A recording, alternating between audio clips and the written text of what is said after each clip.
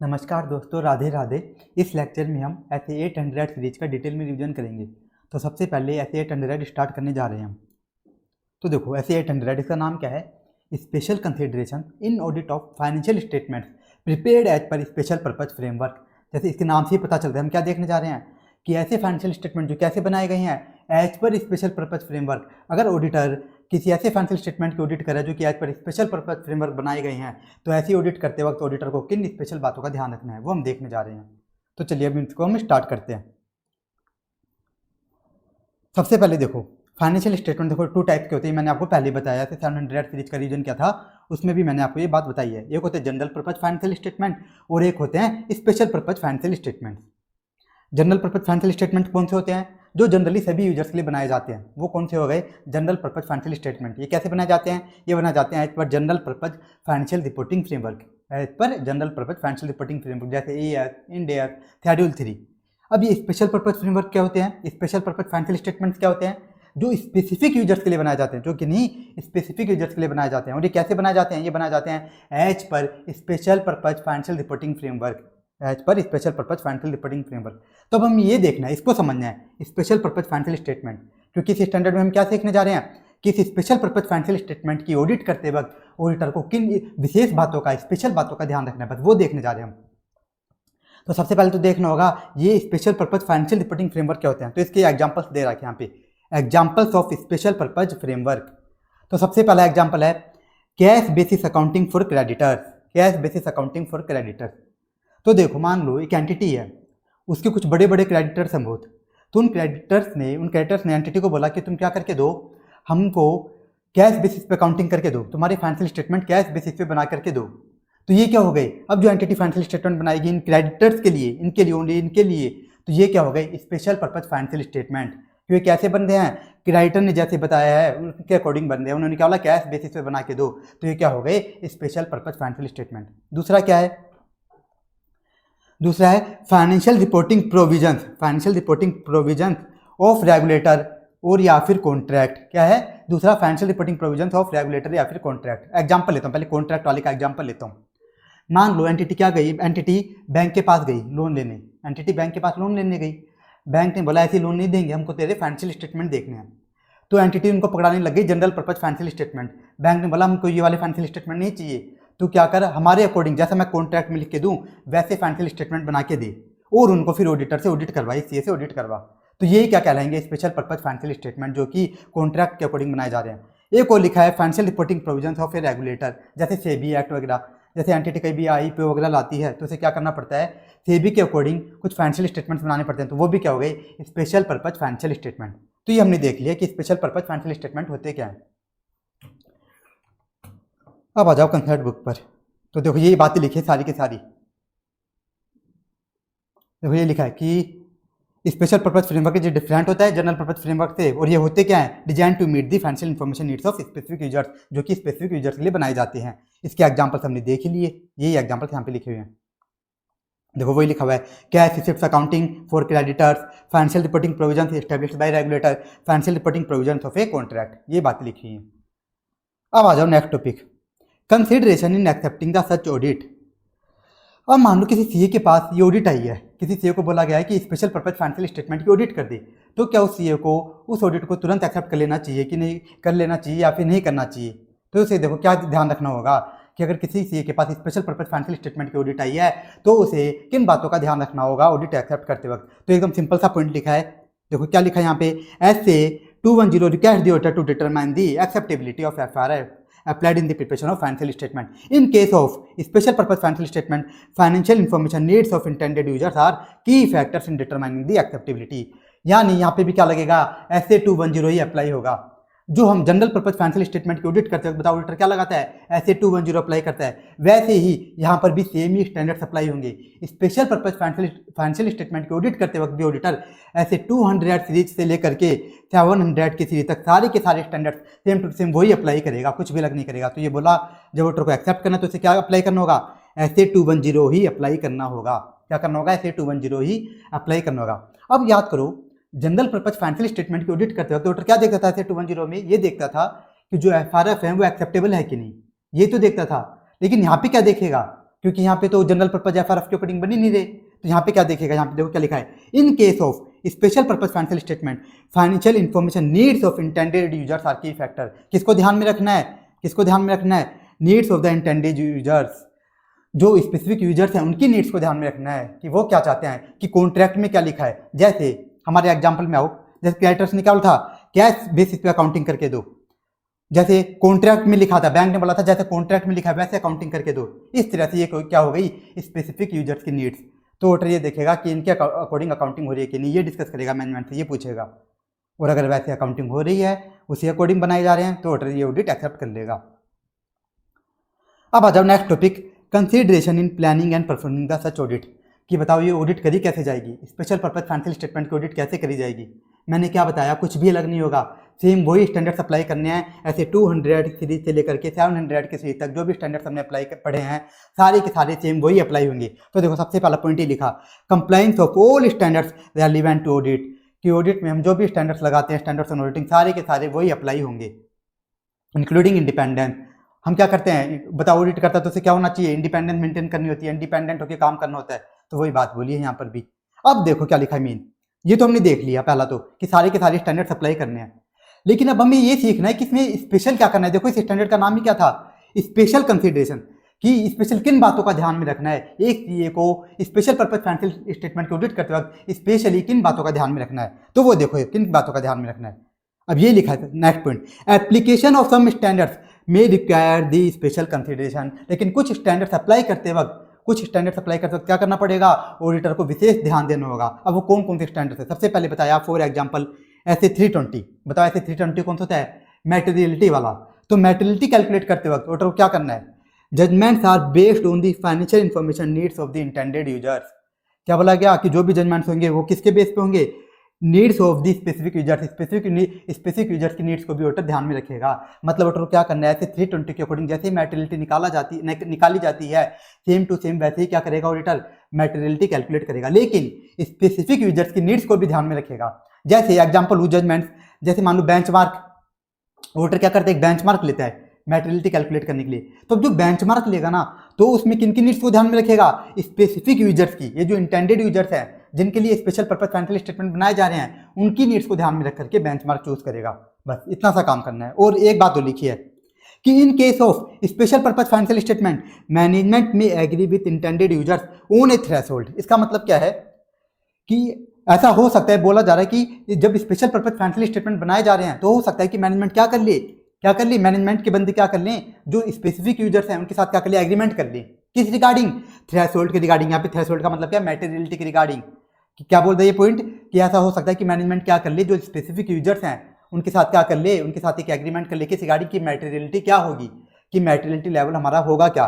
लेकिन आगे बोल दिया साफ साफ, this does not relieve the auditor from the requirement to determine materiality as per 320। यहाँ पे बोल दिया ऑडिटर को इससे कोई मतलब नहीं होना चाहिए कि इन्होंने क्या एग्रीमेंट कर रखा है। ऑडिटर को तो अपने ऐसे 320 के अकॉर्डिंग ही मैटेरियलिटी कैलकुलेट करनी है। कि मैनेजमेंट मान लो पहले से एग्रीमेंट कर रखा है किसके साथ, स्पेसिफिक यूजर के साथ, कि मैटेरियलिटी क्या होगी, लेकिन ऑडिटर को इससे कोई भी मतलब नहीं होगा। ऑडिटर तो अपनी एज पर ऐसे 320 ही मैटेरियलिटी कैलकुलेट करेगा। तो ये हमने देख लिया ऐसे 320 के रिगार्डिंग स्पेशल पॉइंट। अब एक और है, एक तो हमने देखा था 320 के रिगार्डिंग ऑडिटर को क्या स्पेशल ध्यान देना है। अब आ जाओ नेक्स्ट, ऐसे 260 के रिगार्डिंग देखो, याद करो ऐसे 260 कौन सा होता है, ऐसे 260 का नाम था communication with TCWG, communication with TCWG।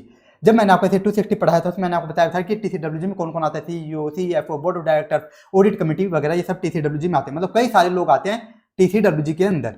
तो ये पॉइंट देखो क्या बोलता है, ऐसे 260 requires the auditor to communicate with TCWG, ये सब जानते हैं। फिर आगे क्या बोलता है, TCWG, देखो ये ध्यान से पढ़ना, TCWG responsible for oversight of preparation of special purpose financial statement may not be same as general purpose financial statement. यहाँ पे बस इतना सा बोला जा रहा है कि ऑडिटर को क्या करना होता है, एज पर 260, एज पर ऐसे 260 TCWG के साथ कम्युनिकेशन करना होता है। तो यहाँ पे बोला जा रहा है कि यहाँ पे हो सकता है कि जो TCWG general purpose financial statement का था, जो TCWG general purpose financial statement को देखता था, हो सकता है कि वही same TCWG special purpose financial statements को ना देखता हो। जैसे एग्जांपल मान लो CFO है, CFO ध्यान रखता था जनरल पर्पज फाइनेंशियल स्टेटमेंट्स का, कि मैनेजमेंट वो कैसे बना रहा है। लेकिन हो सकता है कि CFO special purpose financial statements को ना देखता हो सकता है कि इसका TCWG दूसरा हो, तो ऑडिटर को देखना पड़ेगा कि स्पेशल पर्पज फाइनेंशियल स्टेटमेंट्स का TCWG कौन सा है और ऑडिटर को उसी के साथ कम्युनिकेशन करना होगा। बस ये 2 स्पेशल पॉइंट है। ये हमारी प्रोसीजर कंप्लीट है, इतनी सी प्रोसीजर है और कुछ भी नहीं है। देखो इस स्टैंडर्ड में तो क्या क्या करा इसके अंदर हमने सबसे पहले देखा कि किन बातों का ध्यान रखना है ऑडिट एक्सेप्ट करने से पहले। तो क्या करना है, फिर 210 अप्लाई करना है। लेकिन इसमें स्पेशल बात क्या ध्यान रखनी है, 210 अप्लाई करते वक्त हमें स्पेसिफिक यूजर्स की नीड्स को ध्यान में रखना होगा। बस स्पेसिफिक यूजर्स की नीड्स को ध्यान में रखना है। फिर आया ऑडिटर परफॉर्म कैसे करेगा ऑडिट, तो कुछ नहीं करना, जो भी स्टैंडर्ड्स हमने पढ़े हैं सारे के सारे अप्लाई कर देने हैं। लेकिन फिर आगे बोला कि लेकिन कुछ स्टैंडर्ड्स को अप्लाई करते वक्त ऑडिटर को विशेष ध्यान रखना पड़ेगा। कौन कौन से थे, एक तो था ऐसे 320 और एक ऐसे 260। ऐसे 320 में क्या ध्यान रखना है, ऐसे 320 में ऑडिटर जब मैटेरियलिटी कैलकुलेट करेगा तो जो बेंचमार्क वगैरह चूज करेगा कि कौन सा बेंचमार्क लूं, तो उसे स्पेसिफिक यूजर्स की नीड्स को ध्यान में रखना पड़ेगा। और अगर मैनेजमेंट कोई एग्रीमेंट भी कर लेता है इंटेंडेड यूजर्स के साथ, तो उसको एग्रीमेंट का उसे कोई मतलब नहीं होना चाहिए ऑडिटर को तो 320 के अकॉर्डिंग ही क्या करनी है, मैटेरियलिटी कैलकुलेट करनी है। फिर आया 260 वाला कि हो सकता है कि जो TCWG general purpose financial statement को देखता था, हो सकता है कि वही TCWG special purpose financial statement को ना देखता हो, वो स्पेशल पर्पज फाइनेंशियल स्टेटमेंट के लिए कोई दूसरा TCWG हो। तो ऑडिटर को ये देखना पड़ेगा कि स्पेशल पर्पज फाइनेंशियल स्टेटमेंट के लिए मुझे कौन से TCWG के साथ कम्युनिकेशन करना है, ये भी ऑडिटर को देखना होगा। तो ये हमारी कंप्लीटिव प्रोसीजर एकदम छोटी सी सिंपल है। आगे आ जाओ, forming an opinion and reporting consideration. बताओ हम कहाँ पे देखते हैं, ये ऐसे 700 में। और ये क्या है, स्पेशल पर्पज फाइनेंशियल स्टेटमेंट। तो यहाँ पे भी क्या अप्लाई होगा, यहाँ पे भी ऐसे 700 ही अप्लाई होगा। तो पहला पॉइंट वही लिखा है, auditor shall apply the requirements in ऐसे 700। तो ऑडिटर क्या करेगा, ऐसे 700 की जो रिक्वायरमेंट्स है वही अप्लाई करेगा एज इट इज। लेकिन यहाँ पे एक विशेष बात का ध्यान रखना होगा, वो क्या है, वो देखो, ऐसे 700 requires the auditor to evaluate whether financial statement adequately disclose describe the applicable FRF। इसका मतलब क्या, देखो तो ध्यान से सुनना, क्या होता है स्पेशल पर्पज फाइनेंशियल स्टेटमेंट। जब भी एंटिटी क्या बनाती है, स्पेशल पर्पज फाइनेंशियल स्टेटमेंट बनाती है ना, तो क्या करना होता है मैनेजमेंट को उन स्पेशल पर्पज फाइनेंशियल स्टेटमेंट्स में, इन स्पेशल पर्पज फाइनेंशियल स्टेटमेंट्स में जो नोट्स टू अकाउंट्स होंगे, नोट्स होंगे, इसके अंदर एक डिस्क्लोजर देना होता है, एक डिस्क्लोजर देना होता है और उसमें बताना होता है कि ये क्या है, ये स्पेशल पर्पज फाइनेंशियल स्टेटमेंट है और ये स्पेसिफिक पर्पज के लिए बनाए गए हैं, ये किसी स्पेसिफिक यूजर्स के लिए बनाए गए हैं। ये सारी बात डिस्क्लोज करनी होती है। मैनेजमेंट जब भी स्पेशल पर्पज फाइनेंशियल स्टेटमेंट बनाता है तो उनको अपने नोट टू अकाउंट में ये सारी बातें डिस्क्लोज करनी होती हैं कि ये स्पेशल पर्पज फाइनेंशियल स्टेटमेंट है, ये as per special purpose framework बनाए गए हैं और स्पेसिफिक यूजर्स के लिए बनाए गए हैं। ये सारी बातें डिस्क्लोज करनी होती हैं। तो ऑडिटर क्या करेगा, ऑडिटर ये इवैल्यूएट करेगा कि मैनेजमेंट ने ये सारी बातें डिस्क्लोज करी हैं या फिर नहीं करी। बस ऑडिटर का इतना सा काम और एक्स्ट्रा करना है। बस इसमें सारे काम वही करेगा जो हम पढ़ते आ रहे हैं, लेकिन एक स्पेशल काम ये और करेगा, ये देखेगा कि मैनेजमेंट ने ये डिस्क्लोजर दिया या फिर नहीं दिया, ये और चेक करेगा। बस अब एक काम और करना है, इसको EOM पैरा, ये है EOM पैरा की बात हो रही है, ये और देना पड़ेगा। बस ये एक्स्ट्रा और करना है। तो ऑडिटर को क्या करना है, जब भी ऑडिटर क्या कर रहा है, स्पेशल पर्पज फाइनेंशियल स्टेटमेंट की ऑडिट कर रहा है ना, तो उसको हमेशा क्या करना पड़ेगा, अपनी रिपोर्ट में ऑडिटर को EOM पैरा देना ही देना होगा, कंपलसरी देना होगा। और ये बात हमने ऐसे 706 में भी देखी है, ये बात हमने ऐसे 706 में भी देखी है कि ऑडिटर अगर किसी स्पेशल पर्पज फाइनेंशियल स्टेटमेंट की ऑडिट करता है तो उसको कंपलसरी क्या करना होगा, EOM पैरा देना होगा। और EOM पैरा में क्या लिखेगा, देखो यहाँ पे क्या लिख रखा है, alert the users of auditor report that financial statement are prepared as per special purpose framework and not suitable for another purpose. कहाँ लिखेगा ये बात, EOM पैरा में क्या लिखेगा, साफ साफ बता देगा यूजर्स को कि ये जो रिपोर्ट है, ये जो स्पेशल पर्पज फाइनेंशियल स्टेटमेंट है, ये कैसे हैं, कैसे बनाए गए हैं, as per special purpose framework. ये कैसे बनाए गए हैं, as per special purpose framework बनाए गए हैं और ये किसी दूसरे पर्पज में काम नहीं आ सकते, ये सिर्फ किसके लिए हैं, स्पेसिफिक यूजर्स के लिए बनाए गए हैं। साफ साफ ये बात लिख देगा, काम पे ऑडिटर EOM पैरा में लिख देगा, साफ साफ ये बात लिख देगा।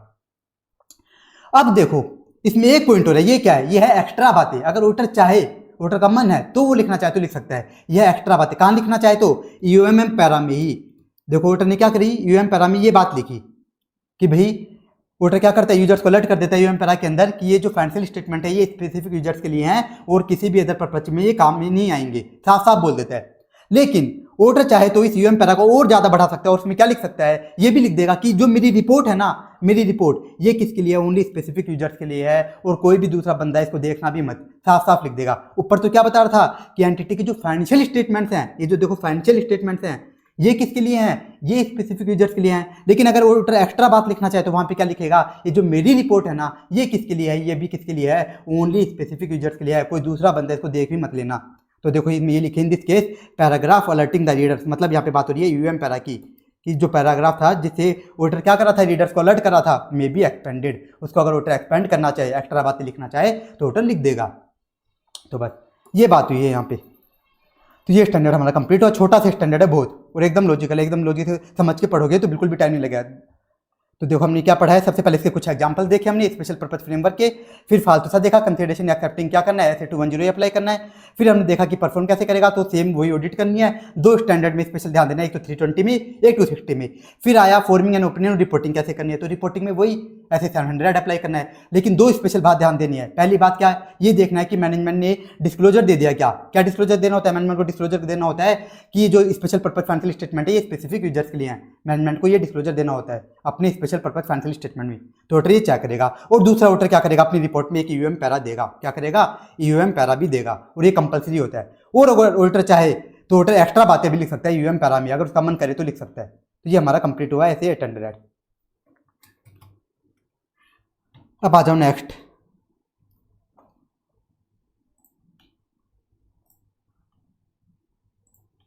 ऐसे 805। तो देखो ऐसे 805 का नाम क्या है, special consideration in audits of single financial statement. क्या लिखा है, in single financial statement and specific elements accounts और आइटम्स ऑफ फाइनेंशियल स्टेटमेंट। नाम से पता चल रहा है कि हम क्या करने जा रहे हैं, एक से क्या करने जा रहा है, किसकी ऑडिट करने जा रहा है, सिंगल फाइनेंशियल स्टेटमेंट की, सिंगल फाइनेंशियल स्टेटमेंट की ऑडिट करने जा रहे हैं, या फिर फाइनेंशियल स्टेटमेंट के किसी स्पेसिफिक आइटम की ऑडिट करने जा रहा है।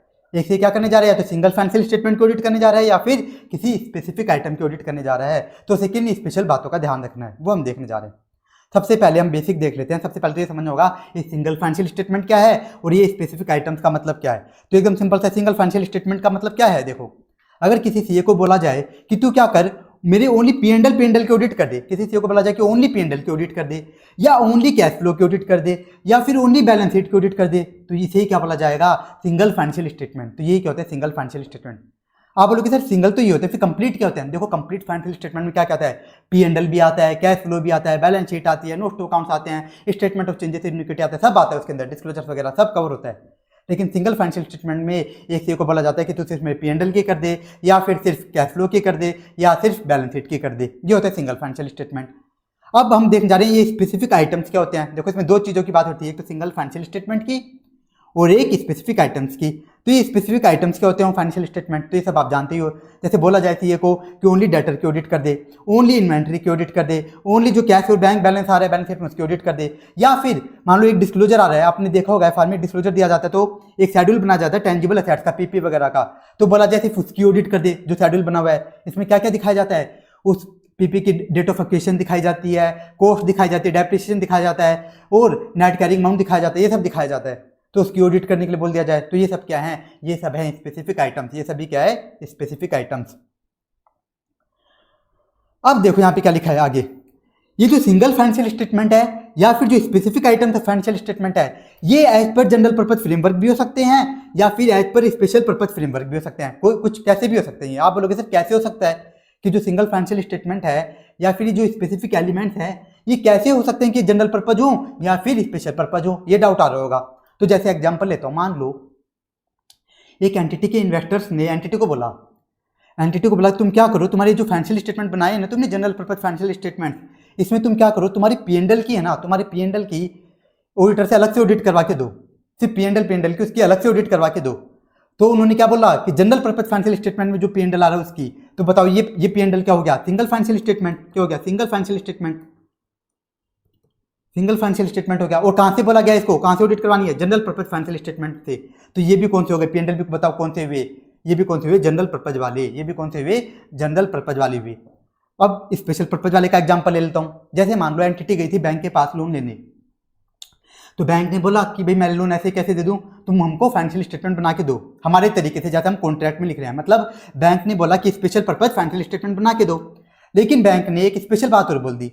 बैंक ने बोला कि तुम ये स्पेशल पर्पस फाइनेंशियल स्टेटमेंट तो बनाओगे ही, साथ ही साथ तुम क्या करना है, इस स्पेशल पर्पस फाइनेंशियल स्टेटमेंट में जो डेटर्स वगैरह आ रहे हैं ना, डेटर्स आ रहे हैं, जो डेटर्स आ रहे हैं ना, इनकी अलग से ऑडिट करवा के देना, इन डेटर्स की अलग से ऑडिट करवा के देना। तो ये डेटर्स क्या हो गए बताओ, ये डेटर्स क्या हो गए, एक स्पेसिफिक एलिमेंट हो गए या स्पेसिफिक आइटम बोल दो, ये क्या हो गए, स्पेसिफिक एलिमेंट।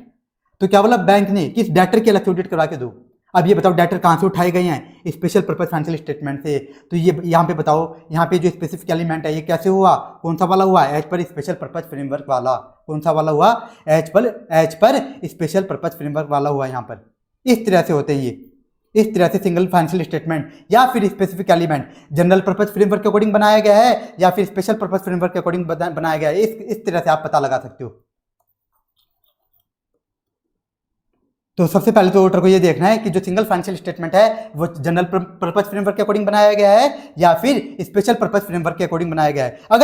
अगर सिंगल फाइनेंशियल स्टेटमेंट या स्पेसिफिक एलिमेंट जनरल पर्पस के अकॉर्डिंग बनाया गया है, जनरल पर्पस फ्रेमवर्क के अकॉर्डिंग बनाया है, तो ऑडिटर को क्या करना होगा, तो ऑडिटर को ऐसे 200 से लेकर के 700 की सीरीज तो अप्लाई करनी है, वो सारे स्टैंडर्ड तो अप्लाई करने ही करने हैं, लेकिन साथ ही साथ ऐसे 8054 लगाना है जो हम पढ़ने जा रहे हैं, ये और लगाना है।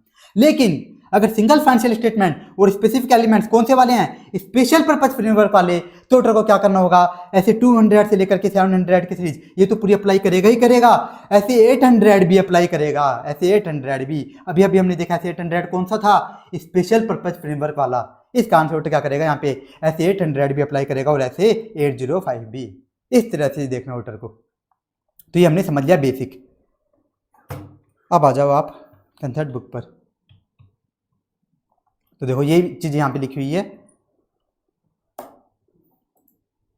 देखो ये लिखा हुआ है कि सिंगल फाइनेंशियल स्टेटमेंट और specific element of financial statement may be prepared as per general और स्पेशल पर्पस फ्रेमवर्क। कैसे भी सकते हैं, जनरल पर्पस फ्रेमवर्क के अकॉर्डिंग भी या फिर स्पेशल पर्पस के अकॉर्डिंग भी। और अगर ये स्पेशल पर्पस फ्रेमवर्क के अकॉर्डिंग बनाए जा रहे हैं तो ऐसे 800 भी अप्लाई होगा। फिर यहाँ पे एग्जांपल दे रखा है स्पेसिफिक एलिमेंट्स का कि specific items of financial statement कौन कौन से हैं, जिसके हमने एग्जांपल देखे भी हैं, जैसे debtors, inventory, schedule of tangible assets, schedule of lease property etcetera. अब हम देखते हैं ऑडिट कैसे करनी है। अब आ जाओ इनकी ऑडिट वगैरह कैसे होगी। तो पहला टॉपिक है देखो, consideration in accepting and planning and performing such audit. Consideration in accepting, planning and performing such audit. इसमें भी सबसे पहले हम देखने जा रहे हैं accepting such audit, consideration in accepting such audit. कि अगर किसी सीए के पास सिंगल फाइनेंशियल स्टेटमेंट की या फिर स्पेसिफिक एलिमेंट की ऑडिट आई है तो उसे किन बातों का ध्यान रखना है। एक सीए के पास ऑडिट आई है किसकी, सिंगल फाइनेंशियल स्टेटमेंट की या फिर स्पेसिफिक एलिमेंट की, तो उस ऑडिट को एक्सेप्ट करने से पहले उस ऑडिटर को सीए को किन बातों का ध्यान रखना है। तो यहाँ पे एक पॉइंट मैं बता देता हूँ, यहाँ पे ऐसे नहीं लिख रखा। तो देखो सबसे पहला पॉइंट, एक्सेप्ट करते वक्त किन बात का ध्यान रखना है। तो अगर जो ऑडिट आई है किसके पास आई है, उसी सीए के पास आई है जो कि क्या कर रहा है, कंप्लीट फाइनेंशियल स्टेटमेंट की ऑडिट कर रहा है। जो सीए कंप्लीट फाइनेंशियल स्टेटमेंट की ऑडिट कर रहा है उसी के पास सिंगल वाले की भी ऑडिट आई है, सिंगल फाइनेंशियल स्टेटमेंट की या स्पेसिफिक एलिमेंट की, तो ये सीए तो क्या करेगा, तुरंत ही ये क्या कर लेगा, एक्सेप्ट कर लेगा। ये तो क्या कर सकता है, तुरंत ही एक्सेप्ट कर सकता है, इसको और कुछ नहीं देखना, ये क्या कर सकता है, तुरंत ही ऑडिट एक्सेप्ट कर सकता है। लेकिन अगर सिंगल फाइनेंशियल स्टेटमेंट की ऑडिट, स्पेसिफिक एलिमेंट्स की ऑडिट सेम ही सीए के पास नहीं आई, किसी दूसरे सीए के पास आई है, तो उसे क्या करना होगा। तो ये देखो वो क्या करेगा, देखो ये लिखा है यहाँ पे, if auditor not engage to audit the complete set of financial statement then auditor shall determine whether such engagement is practicable और नॉट। कि अगर जिस बंदे के पास, जिस सीए के पास सिंगल फाइनेंशियल स्टेटमेंट की या स्पेसिफिक एलिमेंट की ऑडिट आई है, वो बंदा कंप्लीट फाइनेंशियल स्टेटमेंट की ऑडिट नहीं कर रहा, वो सीए कंप्लीट वालों की ऑडिट नहीं कर रहा, तो सबसे पहले तो उसको ये देखना होगा, ये डिटरमाइन करना होगा कि क्या ये एंगेजमेंट कर पाना प्रैक्टिकेबल भी है, क्या मेरे लिए ओनली सिंगल फाइनेंशियल स्टेटमेंट की या कि एक सिंगल आइटम की ऑडिट कर पाना पॉसिबल भी है क्या, ये देखना होगा। अब आप बोलोगे सर ये ऐसा देख क्यों रहा है, तो देखो आगे के पॉइंट आपको पता चल जाएगा। क्या लिखा है देखो next point, in such engagement auditor shall comply with all SAs relevant to audit.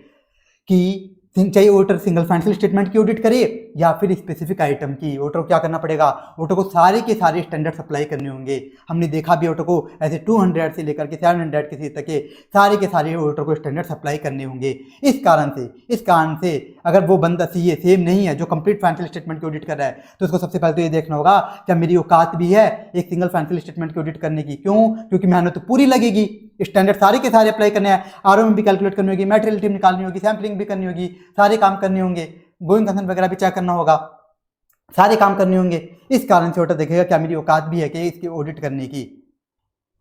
इसलिए आगे देखो इन्होंने एक बात तो लिखी डिटेल में, इसको ही समझाने के लिए, ऐसे नहीं इसी बात को समझाने के लिए डिटेल में एक बात तो लिखी कि देखो it may not be practicable. क्यों प्रैक्टिकल नहीं हो सकता, because auditor doesn't have the same understanding of entity and its environment including internal control as an auditor who also audits the complete set of financial statement. बताओ क्यों practicable नहीं होगी ऐसी audit, क्योंकि उस ऑडिटर के पास, उस सीए के पास जो कि कंप्लीट वालों की ऑडिट नहीं कर रहा, वो सीए जो कंप्लीट फाइनेंशियल स्टेटमेंट की ऑडिट नहीं कर रहा और उसे बोला जा रहा है तो सिंगल की ऑडिट कर दे, तो उसके पास बताओ कोई अंडरस्टैंडिंग होगी नहीं, उसको तो सारा काम करना पड़ेगा, उसको तो पूरी अंडरस्टैंडिंग लेनी पड़ेगी, उसको तो क्या करना पड़ेगा, पूरी अंडरस्टैंडिंग लेनी पड़ेगी। ऐसे 315 में हम क्या करते हैं, अंडरस्टैंडिंग लेते हैं, आरओएम कैलकुलेट करते हैं, क्या क्या निकालते हैं, इनहेरेंट रिस्क, कंट्रोल रिस्क, तो उस सीए को सारा का सारा काम करना पड़ेगा, पूरी मेहनत करनी होगी, इस कारण से बोला गया कि ये प्रैक्टिकेबल नहीं हो सकता।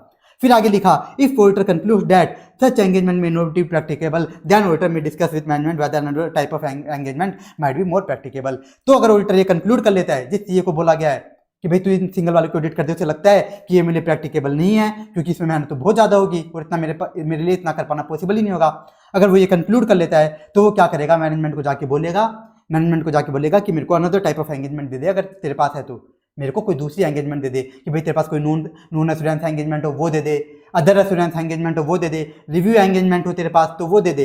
इस तरह से बात करेगा मैनेजमेंट के पास जाकर के। तो ये काम करना है, ये सारे काम करने होंगे। तो हमने क्या पढ़ा topic, consideration in accepting the audit. अब तक बस हमने यही देखा है कि ऑडिट एक्सेप्ट करने से पहले एक ऑडिटर को किन बातों का ध्यान रखना है, जिसमें मैंने आपको एक स्पेशल बात बताई कि अगर सेम ही बंदे को बोला जा रहा है, वो सीए जो कंप्लीट की भी ऑडिट कर रहा है तो वो तो तुरंत एक्सेप्ट कर लेगा, लेकिन अगर वो सीए सेम नहीं है, अलग है, तो देखो यहाँ पे ये लिखा था, if auditor not engage to audit the complete set of financial statement, तो उसको ये देखना पड़ेगा कि इसको एक्सेप्ट करना मेरे लिए प्रैक्टिकेबल भी है या फिर नहीं है।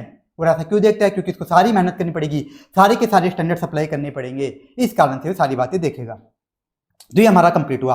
अब हम नेक्स्ट देखने जा रहे हैं इसी के अंदर considerations in planning and performing such audit, कि परफॉर्म कैसे करेगा ऑडिट।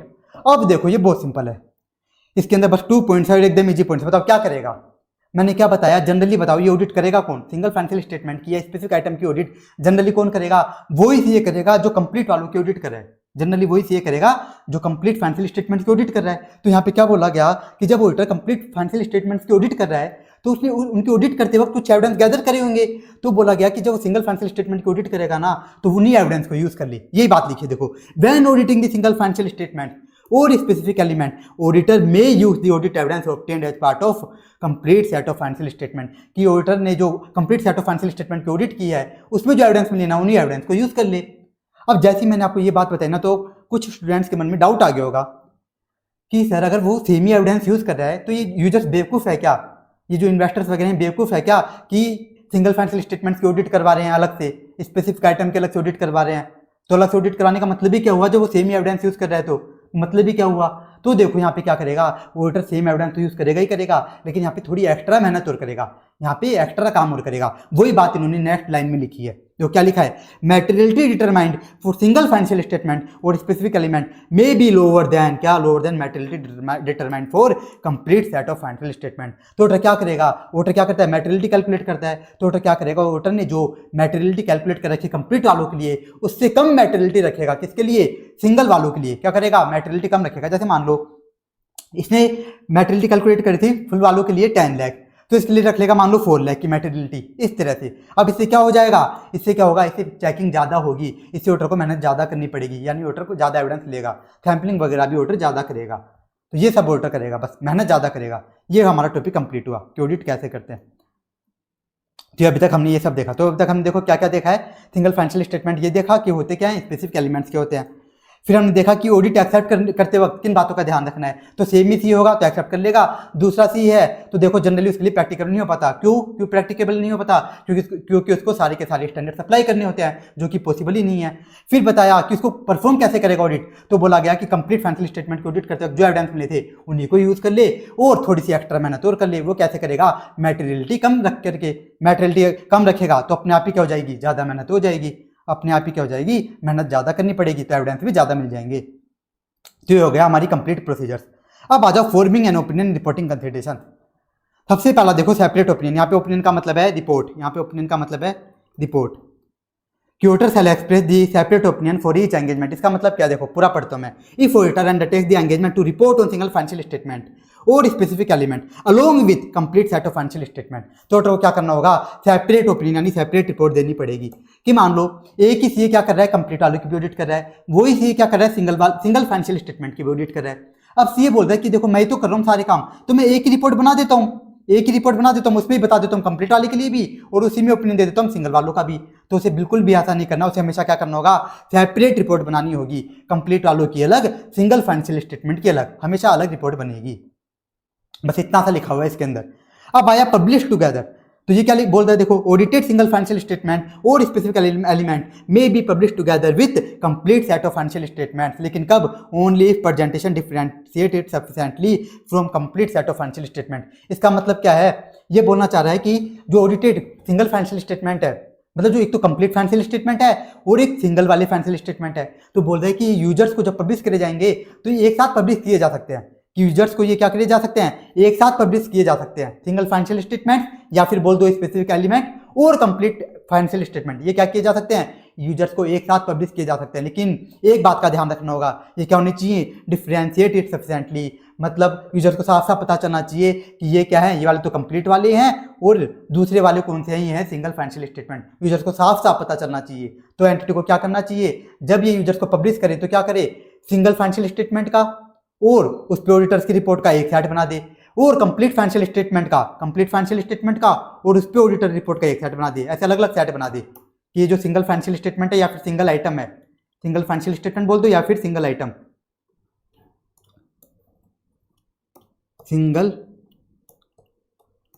सिंगल फाइनेंशियल स्टेटमेंट या फिर सिंगल आइटम, इसका और इस पर ऑडिटर की रिपोर्ट का एक सेट बना दिया अलग से, एकदम अलग सेट, और कंप्लीट फाइनेंशियल स्टेटमेंट है, कंप्लीट फाइनेंशियल स्टेटमेंट और इस पर ऑडिटर की रिपोर्ट का इसका अलग सेट बना दे, जिससे यूजर्स को पता चल जाए हाँ ये कंप्लीट वाले हैं और ये सिंगल या स्पेसिफिक वाले हैं, यूजर्स को साफ साफ पता चल जाए। इस तरह से बोला गया है, यानी एंटिटी चाहे तो क्या कर सकती है, इनको पब्लिश एक साथ पब्लिश कर सकती है, यूजर्स के सामने एक साथ रख सकती है, कोई दिक्कत नहीं। अब आ जाओ लास्ट टॉपिक, ये इंपॉर्टेंट है, क्या है, auditors report on complete set of financial statement contains modified opinion. तो देखो ऑडिटर क्या कर रहा है, complete set of financial statement की भी ऑडिट कर रहा है और सिंगल फाइनेंशियल स्टेटमेंट या फिर सिंगल आइटम की भी ऑडिट कर रहा है। तो अब यहां पे बोला जा रहा है अगर कंप्लीट वालों पे, कौन से वालों पे, कंप्लीट वालों पे क्या है, मॉडिफाइड ओपिनियन है, कंप्लीट वालों पे मॉडिफाइड ओपिनियन है, तो क्या उसका कुछ इंपैक्ट आएगा क्या, सिंगल फाइनेंशियल स्टेटमेंट पे जो ऑडिटर अपना ओपिनियन देता है उस पर कुछ इंपैक्ट आएगा क्या, ये हम देखने जा रहे हैं। तो एक एक करके देखते जाओ। सबसे पहला पॉइंट है देखो, if auditor express the qualified opinion on complete set of financial statement then auditor shall determine the effect of this on auditor's report on single financial statement और स्पेसिफिक एलिमेंट। तो सबसे पहले क्या बोला जा रहा है कि अगर कंप्लीट फाइनेंशियल स्टेटमेंट पे देखो, कंप्लीट फाइनेंशियल स्टेटमेंट पे अगर किसी मैटर का ऑडिटर ने क्या दिया है, क्वालिफाइड ओपिनियन दिया है, कंप्लीट फाइनेंशियल स्टेटमेंट क्या दिया गया है, क्वालिफाइड ओपिनियन दिया गया है, तो ऑडिटर ये क्या करेगा, जिस मैटर के कारण मैंने कंप्लीट फाइनेंशियल स्टेटमेंट में क्वालिफाइड ओपिनियन दिया है, इस मैटर का इंपैक्ट सिंगल फाइनेंशियल स्टेटमेंट पे या फिर सिंगल आइटम पे आ रहा है क्या, ये चेक करेगा। ऑडिटर क्या चेक करेगा कि जिस मैटर के कारण मैंने कंप्लीट वालों पे क्वालिफाइड ओपिनियन दिया है उस मैटर का इंपैक्ट सिंगल फाइनेंशियल स्टेटमेंट पे या सिंगल आइटम पे आ रहा है क्या। अगर आ रहा है तो ऑडिटर इस पे भी क्या देगा, सिंगल वालों पे भी क्या देगा, मॉडिफाइड ओपिनियन ही देगा। लेकिन अगर नहीं आ रहा, अगर मान लो इन पे इंपैक्ट नहीं आ रहा, इन पे कोई इंपैक्ट नहीं आ रहा, तो ऑडिटर क्या दे देगा, इन पे अनमोडिफाइड ओपिनियन दे देगा, ध्यान क्या दे देगा, अनमोडिफाइड। इस तरह से होगा, बस ये चेक करना है। तो यही बात लिखे देखो, अगर ऑडिटर क्या दे रखा है, ऑडिटर ने कंप्लीट वालों पे क्वालिफाइड दिया है तो ऑडिटर चेक करेगा, डिटरमाइन द इफेक्ट कि सिंगल वालों पे इनका क्या इंपैक्ट आ रहा है, और अगर डीम्ड एप्रोप्रिएट मतलब अगर इनका इंपैक्ट आ रहा है, इफ यस देन ऑडिटर क्या कर देगा, modify the opinion on single financial statement. तो ऑडिटर क्या करेगा, सिंगल वालों पे भी क्या देगा, मॉडिफाई ही देगा, क्या देगा, सिंगल फाइनेंशियल स्टेटमेंट या सिंगल आइटम पे भी क्या देगा, मॉडिफाई ही देगा, अनमॉडिफाइड नहीं दे सकता। अब नेक्स्ट देखो, पहले ये वाला देखो कि इफ ऑडिटर एक्सप्रेस्ड एडवर्स और disclaimer of opinion on complete set of financial statement, कि अगर ऑडिटर ने क्या दे रखा है, कंप्लीट वालों पे एडवर्स या डिस्क्लेमर दे रखा है, ऊपर तो किसकी बात हुई थी, क्वालिफाइड दे रखा है, तो क्या करेगा, अब यहाँ पे अगर एडवर्स और डिस्क्लेमर दे रखा है तो क्या करेगा। अब बताओ एडवर्स डिस्क्लेमर कब दिया जाता है, आपको पता होगा एडवर्स और डिस्क्लेमर तभी दिया जाता है जब मैटर का क्या आ रहा हो, परवेसिव इफेक्ट आ रहा हो, पूरे फाइनेंशियल स्टेटमेंट पे इफेक्ट आ रहा हो। तो यहाँ पे सबसे पहले तो ऑडिटर ये देखेगा कि मैं सिंगल फाइनेंशियल स्टेटमेंट की ऑडिट कर रहा हूँ या फिर किसी सिंगल आइटम की ऑडिट कर रहा हूँ। तो अगर ऑडिटर सिंगल फाइनेंशियल स्टेटमेंट की ऑडिट कर रहे हैं ना, तो उसमें तो ऑडिटर हमेशा क्या देगा, मॉडिफाइड ही देगा। अगर मान लो कंप्लीट वालों पे क्या है, एडवर्स या डिस्क्लेमर है, तो सिंगल फाइनेंशियल स्टेटमेंट पे भी हमेशा ही गारंटी क्या जाएगा, मॉडिफाई ओपिनियन ही जाएगा। तो यही बात लिखी है, voter shall not express unmodified opinion, मतलब वोटर कभी भी जिंदगी में अनमोडिफाइड ओपिनियन नहीं देगा। किस पे, सिंगल वालों पे। कब, अगर कंप्लीट वालों पे क्या दिया गया है, एडवर्स या फिर डिस्क्लेमर। और ऐसा क्यों होता है, आप बोलोगे सर ऐसा क्यों होता है, तो ये लिखा है इन्होंने रीजन यहाँ पे, this is because single financial statement deem to constitute the major portion, क्योंकि जो सिंगल फाइनेंशियल स्टेटमेंट है ये क्या है, पूरे फाइनेंशियल स्टेटमेंट का एक मेजर पोर्शन है। सिंगल फाइनेंशियल स्टेटमेंट तो क्या है, पूरे फाइनेंशियल स्टेटमेंट का एक मेजर पोर्शन कवर करते हैं। अब बताओ, हम एडवर्स डिस्क्लेमर कब देते हैं, जब परवेसिव इफेक्ट आता है। परवेसिव का मतलब क्या होता है, पूरे फाइनेंशियल स्टेटमेंट पे इफेक्ट। तो बताओ, जब परवेसिव इफेक्ट आ रहा है यानी सिंगल फाइनेंशियल स्टेटमेंट भी यानी क्या हो रहा होगा, उन पे भी इम्पैक्ट आ रहा होगा। इस कॉन्सेप्ट उन पे क्या देगा, मॉडिफाइड ही देगा। अब नेक्स्ट हो रहा जाओ, लास्ट क्या बोला है कि अगर ऑडिटर क्या देता है, इफ ऑडिटर एक्सप्रेस्ड एडवर्स और disclaimer on complete set of financial statement, क्या कि ऑडिटर ने क्या दे रखा है, कंप्लीट पे एडवर्स और डिस्क्लेमर दे रखा है। और अगर ऑडिटर क्या कर रहा है, सिंगल आइटम की ऑडिट कर रहा है। यहां पे किसकी बात हो रही है, सिंगल आइटम की, स्पेसिफिक एलिमेंट की। देखो थर्ड वाले में किसकी बात हो रही थी, सिंगल फाइनेंशियल स्टेटमेंट की, लेकिन यहाँ पे किसकी बात हो रही है, सिंगल आइटम की। जैसे डेटर की ऑडिट हुई, इन्वेंट्री की ऑडिट हुई, इसकी बात हो रही है। तो ऐसे केस में ऑडिटर क्या करेगा, तो देखो मैं पहले समझा देता हूं, फिर आईसीआई की लैंग्वेज पढ़ दूंगा। तो अगर मान लो कंप्लीट वाले पे क्या दिया गया है, एडवर्स या फिर डिस्क्लेमर, और ऑडिटर किसकी ऑडिट कर रहा है, ऑडिटर सिंगल आइटम की ऑडिट कर रहा है। तो ऐसे में बोला गया, ऐसे में भी ऑडिटर को क्या करना है, जनरली सिंगल आइटम पे भी मॉडिफाइड ओपिनियन ही देना है। क्या देना है, जनरली मॉडिफाइड। क्यों, क्योंकि देखो परवेसिव का मतलब भी क्या है, पूरे फाइनेंशियल स्टेटमेंट में इंपैक्ट आ रहा है, यानी उस आइटम पे भी इंपैक्ट आ रहा होगा। तो ये बोल देगा जनरली क्या देना है, मॉडिफाइड ही देना है। लेकिन बोला गया अगर वो सिंगल आइटम बहुत ही छोटे अमाउंट का है, बहुत ही छोटे अमाउंट का ऑडिटर को लगता है कि इस पे इंपैक्ट नहीं आ रहा, तो ऑडिटर क्या कर सकता है, अनमॉडिफाइड ओपिनियन दे सकता है। और एक दो बातें ऑडिटर को ध्यान रखनी पड़ेंगी, वो क्या बातें वो हम देखते हैं। देखो यहाँ पे यही लिखा है कि ऑडिटर एक्सप्रेस दी एडवर्स और disclaimer of opinion on complete set, complete पे क्या दे रखा है, एडवर्स और disclaimer, then but auditor want to express unmodified opinion. लेकिन ऑडिटर क्या करना चाह रहा है, ऑडिटर सिंगल आइटम पे स्पेसिफिक एलिमेंट क्या देना चाह रहा है, अनमॉडिफाइड। तो बोला गया कि auditor shall do so only, तो बोला गया कि ऑडिटर ये तभी कर सकता है, कब कर सकता है, कब कर सकता है, जब specific element not constitute the major portion, कि वो जो स्पेसिफिक आइटम है, स्पेसिफिक एलिमेंट है, वो क्या है, मेजर पोर्शन नहीं होना चाहिए। वो क्या होना चाहिए, छोटा सा आइटम होना चाहिए, मेजर पोर्शन नहीं होना चाहिए। क्यों, अगर ये मान लो मेजर पोर्शन हुआ तो एडवर्स ओपिनियन के कारण, डिस्क्लेमर के कारण क्या हो रहा होगा, इन पे भी यानी इंपैक्ट आ रहा होगा। इस कारण से बोला गया कि अगर छोटा आइटम है तभी ऑडिटर चाहे तो क्या दे सकता है, अनमॉडिफाइड ओनली तभी दे सकता है। और साथ ही दो कंडीशन और फुलफिल होनी चाहिए। देखो एक कंडीशन क्या लिखी है, not prohibited by law regulation, कि ऐसा करने से लॉ रेगुलेशन भी मना ना करे तभी ऑडिटर ऐसा कर सकता है। मानो लॉ रेगुलेशन नहीं मना कर दिया, लॉ रेगुलेशन में ये लिखा हुआ है कि अगर कंप्लीट वालों पे एडवर्स डिस्क्लेमर है तो सिंगल आइटम पर भी क्या जाएगा, मॉडिफाइड ही जाएगा। तो फिर ऑडिटर अनमॉडिफाइड दे ही नहीं सकता। इस कारण से ये लिखा कि ये क्या होना चाहिए, नॉट प्रोहिबिटेड बाय लॉ और रेगुलेशन।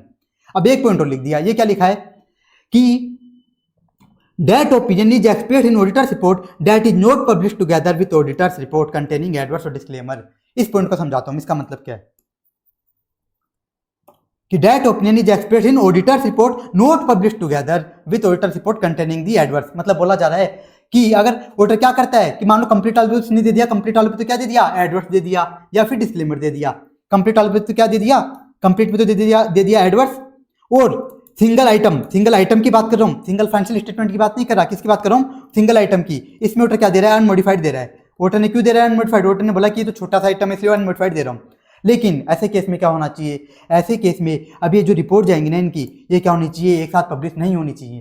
क्यों, क्योंकि अगर ये इनकी रिपोर्ट एक साथ पब्लिश हो गई ना यूजर्स को, अगर इनकी रिपोर्ट यूजर्स को एक साथ पब्लिश हो गई ना तो यूजर्स कंफ्यूज हो जाएंगे। क्यों, वो देखेंगे कंप्लीट पे तो एडवर्स है, कंप्लीट फाइनेंशियल स्टेटमेंट में तो क्या है, एडवर्स है, लेकिन इस वाले पे क्या है, अनमॉडिफाइड। तो ये बेचारे कंफ्यूज हो जाएंगे कि ऐसा कैसे हो सकता है, क्योंकि एडवर्स का मतलब तो क्या होता है, परवेसिव इफेक्ट। इस कारण से कंफ्यूज हो जाएंगे। इस कारण से बोला गया कि ऐसे केस में जो रिपोर्ट है वो टुगेदर पब्लिश नहीं होनी चाहिए। ये बात बोल दी, इस कारण से जो रिपोर्ट है टुगेदर पब्लिश नहीं होनी चाहिए। तो ये स्टैंडर्ड भी हमारा कंप्लीट हुआ। इसमें अच्छी बातें थी बहुत समझने वाली, तो हमने कंप्लीट कर लिया। इसमें देखो ऐसे क्या क्या पूछ सकता है, एक तो ये एग्जांपल्स वगैरह भी चाहे तो पूछ सकता है, तो रीड कर लेना थोड़ा बहुत, ऐसे नहीं कि अच्छे से रटने हैं। फिर ये काम का कंसिडरेशन एक्सेप्टिंग प्लानिंग ऑडिट। फिर ये सेपरेट ओपिनियन वाला टॉपिक है, फॉर्मिंग एन ओपिनियन में, ये रीड करना है। पब्लिश टुगेदर वाला ये रीड करना है। फिर आया auditors report on complete set of financial statement contain the modified opinion, ये आपको याद करना है। इसमें भी यहाँ से लेकर के यहाँ तक तो अच्छे से याद करना है। ये फिर भी आप रीड कर सकते हो समझ के बस, कि अगर मान लो कंप्लीट वालों पे क्वालिफाइड है तो ऑडिटर क्या करेगा, ये समझ के बस रीड कर सकते हो एमसीक्यू पर्पज से, लेकिन ये तो आपको अच्छे से याद करना ही होगा इतना तो ये भी हमारा कंप्लीट हुआ। अब आ जाओ नेक्स्ट स्टैंडर्ड पे।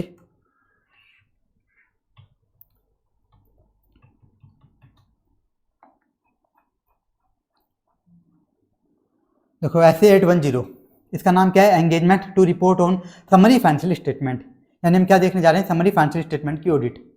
उसकी ऑडिट कैसे होगी, समरी फाइनेंशियल स्टेटमेंट की ऑडिट कैसे होगी। सबसे पहले समझना होगा समरी फाइनेंशियल स्टेटमेंट है क्या। वैसे तो नाम से समझ आ रहा है, बताओ नाम ही क्या है, समरी फाइनेंशियल स्टेटमेंट, मतलब जो कंप्लीट फाइनेंशियल स्टेटमेंट बन रहे हैं उन्हीं की समरी, तो यही लिखा गया यहाँ पे। देखिए क्या है summary financial statement, derived from audited financial statement, वो contains less detail than full financial statement. तो देखो यही लिखा है समरी फाइनेंशियल स्टेटमेंट क्या है, ये क्या कहाँ से बनाए जाते हैं, जो फुल फाइनेंशियल स्टेटमेंट एंटिटी के ऑडिटेड फुल फाइनेंशियल स्टेटमेंट है उन्हीं से ही बनाए जाते हैं। और समरी में क्या होती है, कम डिटेल होती है, सब जानते हैं। समरी का मतलब ही क्या है, फुल वालों से कम डिटेल होना। अब आगे एक चीज और लिख दी, लेकिन ये क्या होते हैं, कंसिस्टेंट होते हैं। इसका मतलब क्या है कि फुल फाइनेंशियल स्टेटमेंट में जो इन्फॉर्मेशन आ रही है ना, उससे ये इन्फॉर्मेशन एग्री करनी चाहिए इनके अंदर। जैसे एग्जाम्पल फुल वालों में आ रहा है फॉरेन ट्रैवल एक्सपेंडिचर 5 लाख का, अब समरी में भी क्या आना चाहिए, 5 लाख का ही आना चाहिए। ऐसे नहीं कि उसमें और कुछ दिखा दे, तो वही आना चाहिए, इन्फॉर्मेशन सेम होनी चाहिए, ऐसे नहीं उसमें एकदम अलग कर दे, डिफरेंस नहीं होना चाहिए इन्फॉर्मेशन के अंदर। फिर एक बात और बता दी, ये ऑडिटेड बाई सेम ऑडिटर, इनकी ऑडिट कौन करेगा, सेम ऑडिटर करेगा, ये कंपलसरी है। समरी फाइनेंशियल स्टेटमेंट की ऑडिट कौन करेगा, सेम ऑडिटर ही करेगा। जिस बंदे ने, जिस सीए ने कंप्लीट फाइनेंशियल स्टेटमेंट की ऑडिट करी है, जिस सीए ने कंप्लीट फाइनेंशियल स्टेटमेंट की ऑडिट की है ना, वही क्या करेगा, वही समरी फाइनेंशियल स्टेटमेंट की ऑडिट कर सकता है, दूसरा सीए नहीं कर सकता। यहाँ पे उसको चॉइस भी नहीं दी जाएगी, यहाँ पे तो ओनली कौन करेगा, सेम ऑडिटर ही करेगा।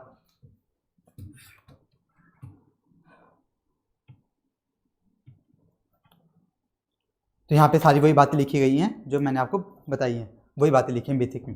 अब आ जाओ पहला टॉपिक, एंगेजमेंट एक्सेप्टेंस, कि उस ऑडिटर को भाई सेम यहाँ पे कौन करता है बताओ, सेम ही ऑडिटर करता है, लेकिन पूछा जा रहा है यहाँ पे, ये देखना होगा उसको भी कि मुझे ये ऑडिट एक्सेप्ट करनी चाहिए कि नहीं करनी चाहिए। अब आप बोलोगे सर यहाँ पे भी क्यों देख रहे हो, तो आपको समझ आ जाएगा क्यों देख रहे हैं यहाँ पर। तो देखो एंगेजमेंट एक्सेप्टेंस, कि जिस सीए को बोला जा रहा है कि भाई तू ऑडिट एक्सेप्ट कर ले, समरी फाइनेंशियल स्टेटमेंट्स की ऑडिट कर दे, तो उसको ये ऑडिट एक्सेप्ट करनी भी चाहिए या फिर नहीं करनी चाहिए। तो ये देखने से पहले उसको किन बातों का ध्यान रखना पड़ेगा। तो देखो क्या लिखा है, auditor shall ordinarily accept the engagement to report on summary financial statement only when auditor has been engage to conduct the audit of financial statements from which summary financial statements are derived. तो बोला गया कि वो audit तभी accept करेगा, तभी उसको audit accept करनी है, सीए को तभी ऑडिट एक्सेप्ट करनी है, ओनली तभी करनी है जब उसने कंप्लीट फाइनेंशियल स्टेटमेंट्स की ऑडिट करी हो जिनसे समरी फाइनेंशियल स्टेटमेंट बनाए जा रहे हैं। उसको कब करनी है ऑडिट एक्सेप्ट, तभी करनी है जब उसने कंप्लीट वालों की ऑडिट करी हो, जब उसने कंप्लीट फाइनेंशियल स्टेटमेंट्स की ऑडिट करी हो जिनसे समरी वाले बनाए जा रहे हैं, तभी उसको एक्सेप्ट करना है, वही बात लिख दी। अब आगे देखो आगे क्या लिखा है, before accepting the engagement to report on summary financial statement auditor shall, अब बिफोर एक्सेप्टिंग एंगेजमेंट उसे क्या क्या बातें ध्यान रखनी होगी।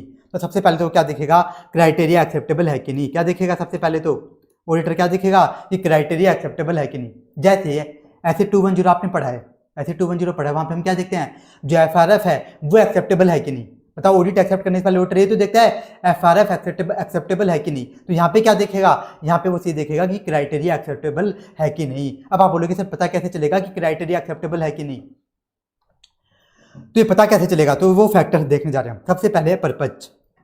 अब इसको समझो आप, जैसे मैं एग्जाम्पल लेता हूँ समरी फाइनेंशियल स्टेटमेंट का। जैसे एंटिटी गई बैंक के पास लोन लेने, तो बैंक ने क्या बोला कि मुझको स्पेशल पर्पज फाइनेंशियल स्टेटमेंट्स बना के दो। ये बैंक ने बोला कि मुझे क्या करके दो, स्पेशल पर्पज फाइनेंशियल स्टेटमेंट्स बना के दो और इनकी सीए से ऑडिट भी करवाओ।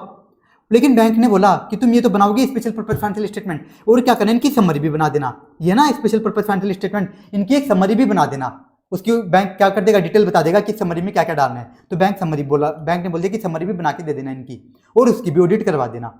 तो बैंक ने क्या बोला कि स्पेशल पर्पज फाइनेंशियल स्टेटमेंट की समरी बना के दे देना। तो यहाँ पे ऑडिटर देखेगा कि ये जो फाइनेंशियल स्टेटमेंट बनाए गए हैं, ये जो समरी फाइनेंशियल स्टेटमेंट्स हैं, ये स्पेशल पर्पज फाइनेंशियल स्टेटमेंट की समरी है ना। तो यहाँ पे ऑडिटर क्या करेगा, यहाँ पे वो सीए क्या करेगा, मैनेजमेंट से डिस्कस करके पूछेगा कि ये जो तुमने समरी फाइनेंशियल स्टेटमेंट्स बनाए हैं, ये जनरल पर्पज फाइनेंशियल स्टेटमेंट की समरी बनाई है या फिर स्पेशल पर्पज फाइनेंशियल स्टेटमेंट की समरी बनाई है। क्यों, बैंक ने तो क्या बोला है, स्पेशल पर्पज फाइनेंशियल स्टेटमेंट की समरी बना के दो। अगर मान लो मैनेजमेंट ने जनरल पर्पज फाइनेंशियल स्टेटमेंट की समरी बनाई है, तो ऑडिटर क्या करेगा, इसकी ऑडिट एक्सेप्ट ही नहीं करेगा। तो ऑडिटर साफ ही मना कर देगा, मैं ऑडिट एक्सेप्ट ही नहीं कर रहा क्योंकि तुमने तो गलत बनाई है। इस कारण से एक तो ऑडिटर ये देखेगा। दूसरा क्या देखेगा ऑडिटर, देखो कितना लॉजिकल पॉइंट है, information needs of the intended users, कि भाई जो भी यूजर्स थे समरी फाइनेंशियल स्टेटमेंट के, जिन्होंने नहीं बोला, तो उनकी नीड्स को ध्यान में रखा जा रहा है क्या। जैसे मान लो बैंक ने बोला कि हमको ये असेट्स आनी चाहिए, कि जो समरी फाइनेंशियल स्टेटमेंट्स हैं उसमें मेजर असेट्स दिखनी चाहिए, मेजर इनकम दिखनी चाहिए, रिलेटेड पार्टी ट्रांजैक्शन सारी दिखनी चाहिए, ये सब डिस्क्लोजर दिखने चाहिए। तो ऑडिटर मैनेजमेंट से पूछेगा क्या तुमने जो स्पेसिफिक यूजर्स हैं उनकी नीड्स को ध्यान में रखा है क्या, उन नीड्स को सबको इंक्लूड कराया क्या समरी फाइनेंशियल स्टेटमेंट में, वो पूछेगा। और क्या दिखेगा, whether applied criteria not misleading, क्या देखेगा, अप्लाइड क्राइटेरिया मिसलीडिंग तो नहीं है ना। अब इसका मतलब क्या हुआ कि मान लो मैनेजमेंट सारे काम तो सही कर रहा है, जैसे बैंक ने बोला कि स्पेशल पर्पस फाइनेंशियल स्टेटमेंट की समरी बना के दे दे मेरे को, क्योंकि इसमें टाइम लगता है फुल फाइनेंशियल स्टेटमेंट पढ़ने में। समरी में हो सकता है कि बैंक जल्दी जल्दी और पढ़ ले, भाई फुल तो पढ़ेगा ही और एक बार समरी में और पढ़ ले, तो बैंक ने बोला समरी बना के दे दे। तो बैंक तो एंटिटी ने क्या करा, समरी बना के दे दी, जैसे जैसे बैंक ने बोला वो सारी इन्फॉर्मेशन डाल दी। लेकिन क्या हुआ, वो मिसलीडिंग थे। मिसलीडिंग कैसे हो सकते हैं, देखो अब ध्यान से सुनना कि मिसलीडिंग कैसे हो सकते हैं।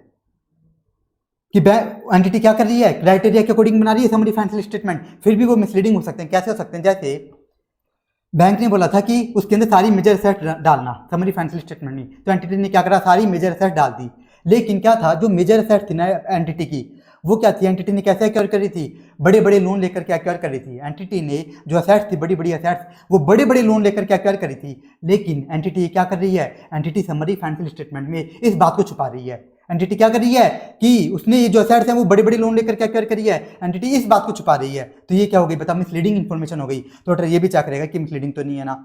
और क्या देख लेगा, last nature of entity, entity का नेचर कौन सा है, सर्विस सेक्टर की एंटिटी है, ट्रेडिंग है, मैन्युफैक्चरिंग है, एनपीओ, जैसे एनपीओ होता है तो उसमें क्या बनते हैं, रिसिप्ट एंड पेमेंट अकाउंट बनते हैं। तो ऑडिटर देखेगा कि वैसे ही तो बन रहा है ना सब कुछ, जो समरी फाइनेंशियल स्टेटमेंट है उस एंटिटी के नेचर के अकॉर्डिंग बनाए जा रहे हैं ना, ये देख लेगा।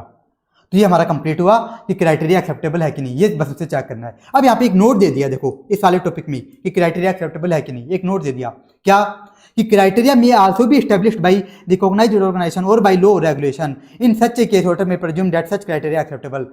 यहाँ पे क्या बोला जा रहा है कि हो सकता है, कई बार क्या हो सकता है कि एंटिटी वो क्राइटेरिया यूज कर रही हो जो कि लॉ रेगुलेशन के द्वारा प्रेस्क्राइब किया गया है, जो कि लॉ रेगुलेशन के द्वारा प्रेस्क्राइब किया गया है। जैसे सेबी ने बोल रखा है, सेबी ने कुछ क्राइटेरिया दे रखा है समरी फाइनेंशियल स्टेटमेंट बनाने का, क्या कर रखा है, सेबी ने ही खुद एक क्राइटेरिया दे रखा है, सेबी ने क्या कर रखा है, खुद एक क्राइटेरिया बता रखा है समरी फाइनेंशियल स्टेटमेंट बनाने का, और एंटिटी उस क्राइटेरिया को मान लो फॉलो करती है। तो ऐसे केस में ऑडिटर ये कोई भी बात चेक नहीं करेगा, ऑडिटर डायरेक्टली देख लेगा, ये क्या मान लेगा कि क्राइटेरिया क्या है, एक्सेप्टेबल है। ऑडिटर डायरेक्टली क्या मान लेगा, क्राइटेरिया एक्सेप्टेबल है। तो सबसे पहले तो उसने देख लिया ऑडिटर ने कि क्राइटेरिया एक्सेप्टेबल है कि नहीं। अब आया next, obtain agreement from management.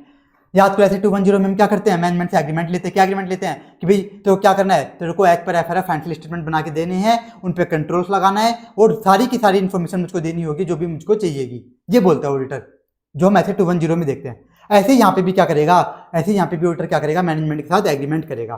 पहली बात तो देखो एकदम सेम है जो हम ऐसे 210 में देखते हैं।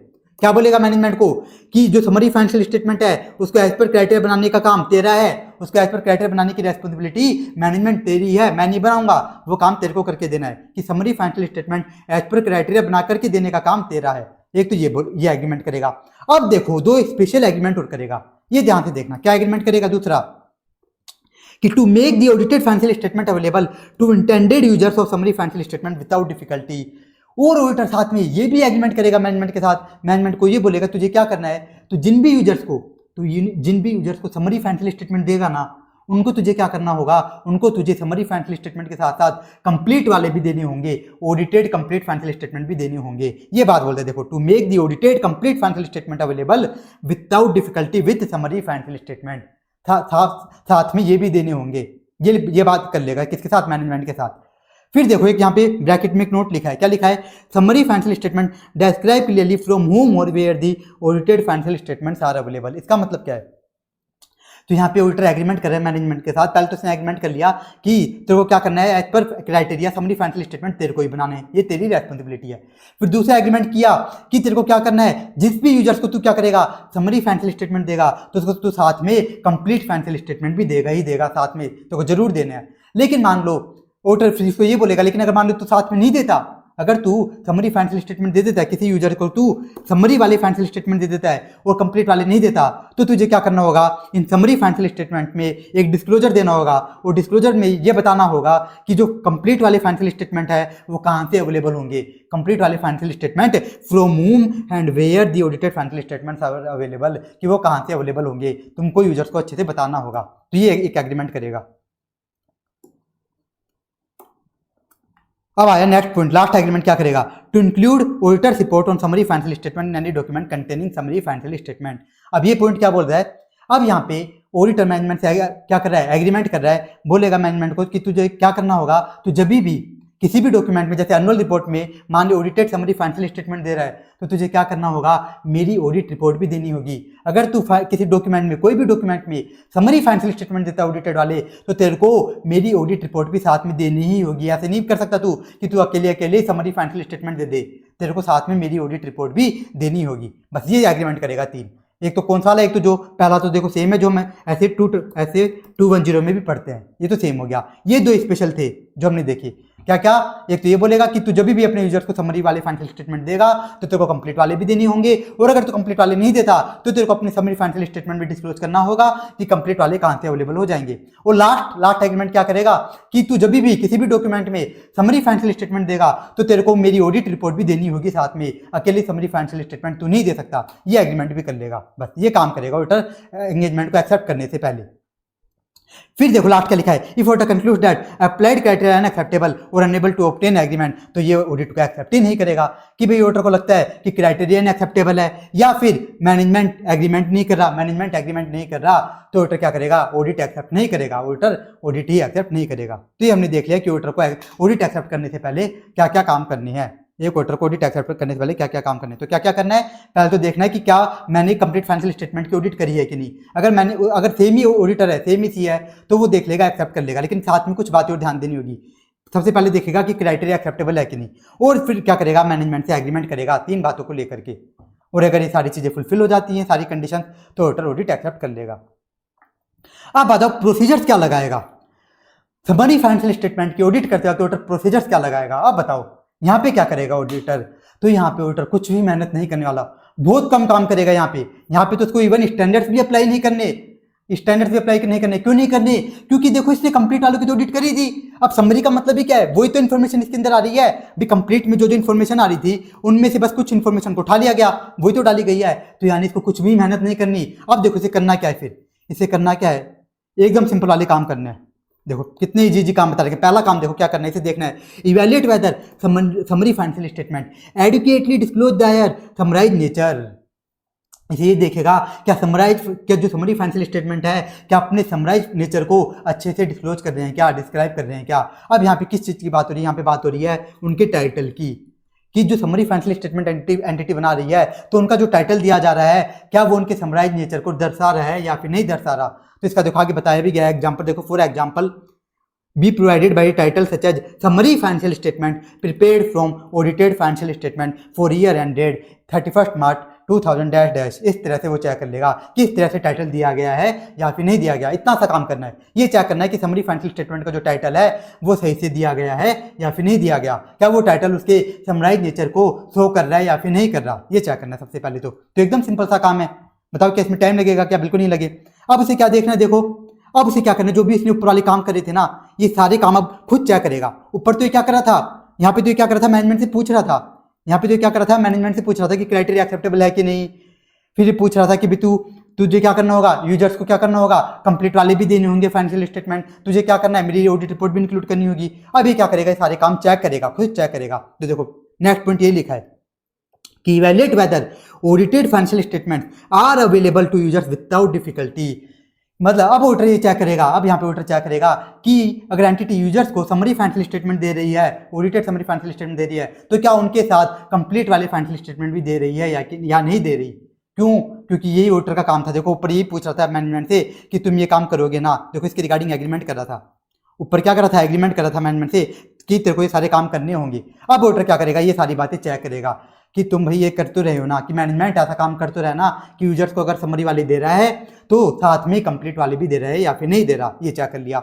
और अब देखो नेक्स्ट में क्या लिखा है, when summary financial statement are not accompanied by audited financial statement then evaluate whether they clearly describe from whom and where audited financial statements are available. ये भी देखो सेम ही बात आ गई। क्या लिखा है यहाँ पर कि अगर ऑडिटर ने देखा कि मैनेजमेंट क्या कर रहा है, यूजर्स को ओनली समरी वाले दे रहा है, साथ में कंप्लीट वाले नहीं दे रहा, ओनली क्या कर रहा है, समरी वाले पकड़ा रहा है, तो ऑडिटर देखेगा क्या मैनेजमेंट ने समरी फाइनेंशियल स्टेटमेंट में क्लियरली ये डिस्क्राइब कर दिया क्या कि जो फुल वाले फाइनेंशियल स्टेटमेंट है वो कहाँ से अवेलेबल होंगे, ये डिस्क्राइब कर दिया क्या, बस ये उसे चेक करना है, इतना सा काम करना है। बताओ अब देखो नेक्स्ट पॉइंट क्या लिखा है, ये भी आपने ऊपर पढ़ा है, क्या देखिएगा, evaluate whether summary financial statement are prepared as per applied criteria, कि अप्लाइड क्राइटेरिया के अकॉर्डिंग बनाए गए हैं कि नहीं बनाए गए, ये चेक करेगा। अब कुछ स्टूडेंट बोलेंगे सर ये सारी चीज तो हमने ऊपर ही कर ली ना, अरे ऊपर तो हमने क्या करा है, ओनली मैनेजमेंट से डिस्कशन करा है और मैनेजमेंट से एग्रीमेंट करा, वहां पे चेक कुछ नहीं करा, अब चेक करेगा वास्तव में।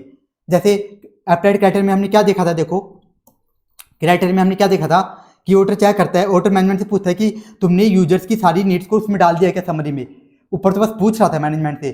अब यहाँ पे क्या करेगा, वास्तव में चेक करेगा कि सारी की सारी इन्फॉर्मेशन वगैरह डाल दी क्या, जो जो उनकी नीड्स थी, ये सब आप वास्तव में चेक करेगा। अब नेक्स्ट देखो, compare the summary financial statement with the related information in audited financial statement to determine whether summary financial statement agree with related information in audited financial statement. ये तो एकदम सिंपल सा पॉइंट है, क्या check करना है कि कंसिस्टेंट है कि नहीं, ये तो मैंने आपको बेसिक में बताया है कि समरी फाइनेंशियल स्टेटमेंट में जो भी इन्फॉर्मेशन होनी चाहिए वो क्या होनी चाहिए, कंसिस्टेंट होनी चाहिए, कंसिस्टेंट होनी चाहिए। मतलब फुल फाइनेंशियल स्टेटमेंट में जो इन्फॉर्मेशन आ रही है सेम टू सेम वही होनी चाहिए। जैसे फुल वालों में मान लो फॉरेन ट्रैवल एक्सपेंडिचर आ रहे हैं 5 लाख, और फॉरेन ट्रैवल एक्सपेंडिचर को अगर समरी वालों में दिखाया जा रहा है तो उसमें भी कितनी दिखनी चाहिए, 5 लाख ही दिखनी चाहिए, उसमें अमाउंट चेंज नहीं होना चाहिए बस।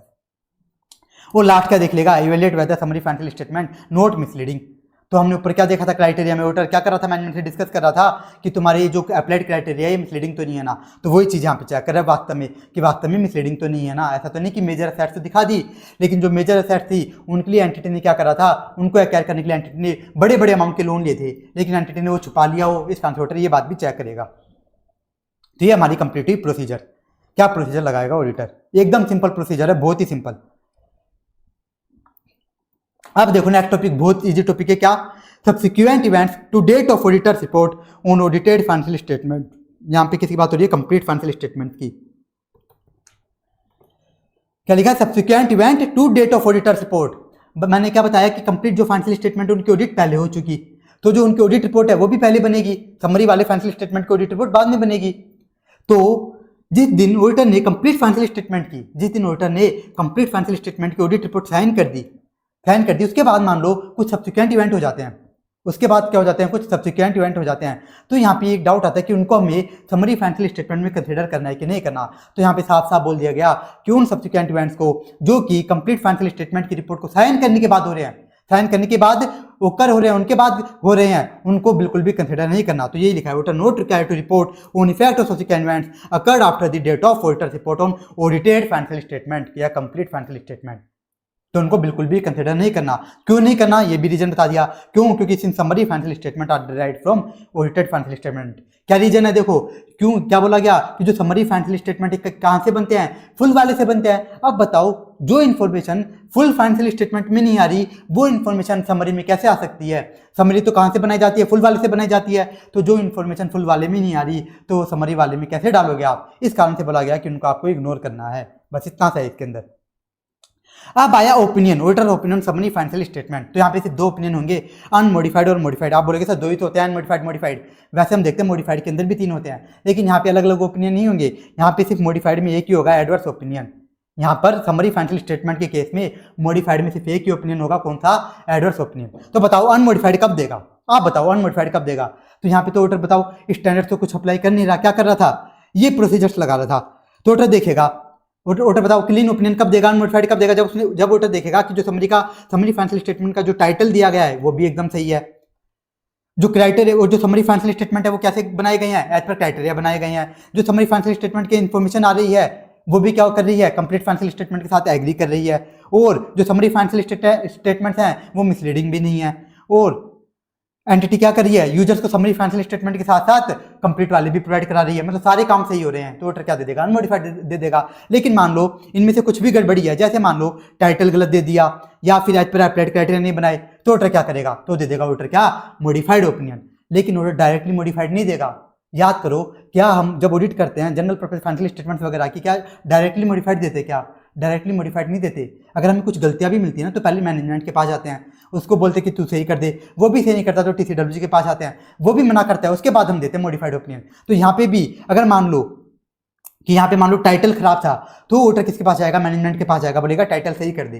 वो सही नहीं करता TCWG के पास आएगा, वो भी सही नहीं करता तो वोटर क्या दे देगा, मॉडिफाइड ओपिनियन दे देगा। और मॉडिफाइड में भी कौन सा, एडवर्स ओपिनियन, क्योंकि यहाँ पे और दूसरा ओपिनियन होता ही नहीं एडवर्स के अलावा, बस यहाँ पे क्या दे देगा वोटर, एडवर्स ओपिनियन। अब देखो यहाँ पे कुछ बातें और लिखी, आप बोलोगे सर ये क्या है, ये कुछ भी नहीं लिखा, ये लिखी है ओपिनियन की लैंग्वेज, कि अनमोडिफाइड ओपिनियन की लैंग्वेज क्या होगी। वोटर जब अपनी रिपोर्ट में ओपिनियन देगा तो उसकी लैंग्वेज क्या होगी, तो देखो अनमोडिफाइड में क्या लिखेगा, वोटर लिखेगा summary financial statement are consistent with audited financial statement. क्यों ऐसा क्यों लिख रहा है अनमोडिफाइड, क्योंकि ओपिनियन क्या है, अनमोडिफाइड है, क्लीन ओपिनियन है। तो वोटर लिख रहा है कि जो समरी फाइनेंशियल स्टेटमेंट है वो ऑडिटेड फाइनेंशियल स्टेटमेंट के साथ कंसिस्टेंट है, मतलब उनमें कोई भी गड़बड़ियां नहीं है, और वो एज पर क्या है, एज पर अप्लाइड क्राइटेरिया। या फिर दूसरी लैंग्वेज में क्या लिख सकता है कि समरी फाइनेंशियल स्टेटमेंट क्या है, वो क्या दे रहे हैं, ऑडिटेड फाइनेंशियल स्टेटमेंट की, मतलब कंप्लीट फाइनेंशियल स्टेटमेंट की फेयर समरी दे रहे हैं। समरी फाइनेंशियल स्टेटमेंट क्या कर रहे हैं, कंप्लीट वालों की फेयर समरी दे रहे हैं। लेकिन अगर ऑडिटर मॉडिफाइड ओपिनियन देता है तो लैंग्वेज क्या होगी, तो देखो बस आपको कुछ नहीं करना, इनके आगे नोट लगा देना। क्या लिखोगे, if summary financial statement note consistent, voter क्या लिखेगा कि summary financial statement note consistent, या फिर नोट फेयर समरी, किस फेयर समरी नहीं दे रहे, ये लैंग्वेज होगी बस। तो ये टॉपिक भी हमारा कंप्लीट हुआ कि समरी फाइनेंशियल स्टेटमेंट में कौन कौन से ओपिनियन जाते हैं। एक तो जाता है अनमोडिफाइड और मॉडिफाइड ओपिनियन। ICAI ने सिर्फ इनकी लैंग्वेज दे रखी है, ICAI ने ये नहीं बता रखा कि अनमोडिफाइड कब जाएगा और मॉडिफाइड कब जाएगा। ये तो मैंने आपको बताया, कैसे पता लगाएगा वोटर, ये प्रोसीजर्स करके। इन प्रोसीजर्स में अगर वोटर को गड़बड़ी मिलती है और उनको सुधारा भी नहीं जाता तो मॉडिफाइड, और इन प्रोसीजर्स लगाते वक्त वोटर को कोई गड़बड़ी नहीं मिलती तो वोटर देगा अनमोडिफाइड। अब देखो स्पेशल टॉपिक, ये इंपॉर्टेंट है, अच्छा टॉपिक है। In case of modified opinion in auditor report on audited financial statement, किसकी बात हो रही है, कंप्लीट फाइनेंशियल स्टेटमेंट की, कि कंप्लीट वालों पे क्या दिया गया है, मॉडिफाइड दिया गया है। तो समरी वाले में वोटर को क्या करना होगा, कंप्लीट फाइनेंशियल स्टेटमेंट में क्या दिया गया है, मॉडिफाइड ओपिनियन, उस पर मॉडिफाइड दिया गया है। तो बताओ समरी वाले में वोटर क्या करेगा। तो देखो सबसे पहले अगर कंप्लीट वालों पे क्वालिफाइड ओपिनियन दिया गया है, qualified opinion on audited financial statement, अगर कंप्लीट वालों पे देखो क्वालिफाइड दिया गया है ना, तो वोटर को देखो क्या करना है, voter report on summary financial statement also contain the following. Voter को क्या करना होगा, वोटर को अपनी समरी फाइनेंशियल स्टेटमेंट की रिपोर्ट में बताना होगा कि जो कंप्लीट फाइनेंशियल स्टेटमेंट है उसमें क्वालिफाइड ओपिनियन है, और बेसिस भी बताना होगा, उसका रीजन बताना होगा कि कंप्लीट वालों पे क्वालिफाइड क्यों दिया गया है। बस इतना सा एक्स्ट्रा काम करना है और कुछ नहीं करना। अगर कंप्लीट वालों पे क्वालिफाइड दिया गया है तो वोटर क्या करेगा, समरी फाइनेंशियल स्टेटमेंट की रिपोर्ट में एक्स्ट्रा बातें बता देगा। क्या बता देगा कि जो कंप्लीट वाले फाइनेंशियल स्टेटमेंट है उन पे क्वालिफाइड ओपिनियन दिया गया है, उनका रीजन बता देगा, बेसिस फॉर क्वालिफाइड ओपिनियन। और एक बात और बताएगा, effect on summary financial statement, ये भी बता देगा कि जिस मैटर के कारण कंप्लीट फाइनेंशियल स्टेटमेंट पे क्वालिफाइड ओपिनियन दिया गया है, जिस मैटर के कारण कंप्लीट वालों पे क्वालिफाइड दिया गया है, क्या उस मैटर का इंपैक्ट इस समरी वाले पे भी आ रहा है कि नहीं आ रहा, ये और बता देगा। आप बोलोगे सर कैसे, एक बार समझाओ। जैसे मान लो एग्जाम्पल लेता हूँ कि ऑडिटर ने मान लो फॉरेन ट्रैवल एक्सपेंडिचर में उसको गलतियां मिली थी, मटेरियल मिस स्टेटमेंट मिली थी, इसलिए वोटर ने क्या दे दिया था, कंप्लीट पे मान लो क्वालिफाइड दे दिया था। अब वोटर क्या कर रहा है, समरी फाइनेंशियल स्टेटमेंट की भी ऑडिट कर रहा है। अब मान लो समरी फाइनेंशियल स्टेटमेंट में वो फॉरेन ट्रैवल एक्सपेंडिचर दिख ही नहीं रहे, उसके अंदर वो इन्फॉर्मेशन आई नहीं रही, तो वोटर क्या बोलेगा कि इस पे कोई इंपैक्ट आ ही नहीं रहा। इस तरह से वोटर बता देगा कि समरी फाइनेंशियल स्टेटमेंट पे क्वालिफाइड ओपिनियन का कोई इफेक्ट नहीं आ रहा, इस तरह से बता देगा। अब देखो नेक्स्ट, ये बहुत ज्यादा इंपॉर्टेंट है, ये समझना जरूरी है। क्या एडवर्स और disclaimer of opinion on audited financial statement, अगर कंप्लीट वालों पे कंप्लीट फाइनेंशियल स्टेटमेंट में क्या दिया गया है, एडवर्स और डिस्क्लेमर दिया गया है। एडवर्स डिस्क्लेमर का मतलब परवेसिव इफेक्ट आ रहा है, क्या आ रहा है, परवेसिव इफेक्ट, पूरे के पूरे फाइनेंशियल स्टेटमेंट में गड़बड़ी है, तो वोटर क्या करेगा, समरी फाइनेंशियल स्टेटमेंट में, अपनी समरी फाइनेंशियल स्टेटमेंट की रिपोर्ट में एक तो साफ साफ ये बताएगा कि देखो कंप्लीट वालों में क्या दिया गया है, एडवर्स या फिर डिस्क्लेमर, और उनका कारण बता देगा कि भाई बेसिस क्या था, बेसिस फॉर एडवर्स डिस्क्लेमर, कि क्या रीजन था जिससे कि कंप्लीट वालों पे एडवर्स या फिर डिस्क्लेमर ऑफ ओपिनियन दिया गया। अब लास्ट पॉइंट देखो, ये बहुत इंपॉर्टेंट है समझने के लिए, और वोटर साफ साफ क्या लिख देगा अपनी समरी फाइनेंशियल स्टेटमेंट की रिपोर्ट में, state that due to such adverse और disclaimer of opinion it is inappropriate for me to express opinion on summary financial statement. Auditor साफ साफ बोल देगा कि ड्यू टू एडवर्स और disclaimer of opinion on complete financial statement, मैं summary financial statement पे opinion ही नहीं दे रहा। वोटर साफ साफ बोल देगा मैं इन पे ओपिनियन ही नहीं दे रहा। देखो वोटर क्या करता है, समरी फाइनेंशियल स्टेटमेंट में ओपिनियन देता है, या तो अनमोडिफाइड देता है या फिर ये एडवर्स ओपिनियन देता है। लेकिन अगर कंप्लीट वालों पे क्या दिया गया है, कंप्लीट वालों पे अगर एडवर्स दिया गया है तो वोटर समरी वालों पे ओपिनियन ही नहीं देगा, ओपिनियन ही नहीं देगा। क्यों, अगर कंप्लीट वालों पे देखो क्या एडवर्स है, मतलब जब सारे का सारा पूरा फाइनेंशियल स्टेटमेंट ही गड़बड़ है, यानी जो समरी बनाई गई है, जो समरी बनाई गई है वो भी क्या होगी, पूरी गड़बड़ होगी। उसमें जितनी भी इंफॉर्मेशन आ रही होगी, जो भी अमाउंट वगैरह आ रहे होंगे, सब क्या होंगे, खराब होंगे। चाहिए एज पर क्राइटेरिया बनाया जाए, चाहे इसके अंदर इन्फॉर्मेशन मिसलीडिंग भी ना हो, फिर भी क्या होंगे, ये पूरे के पूरे खराब ही होंगे। इस कारण से वोटर साफ साफ बोल देगा इन पे मैं अपना ओपिनियन ही नहीं दे रहा। तो ये टॉपिक भी हमारा कंप्लीट हुआ, और ये इंपॉर्टेंट टॉपिक भी ये वाला बहुत।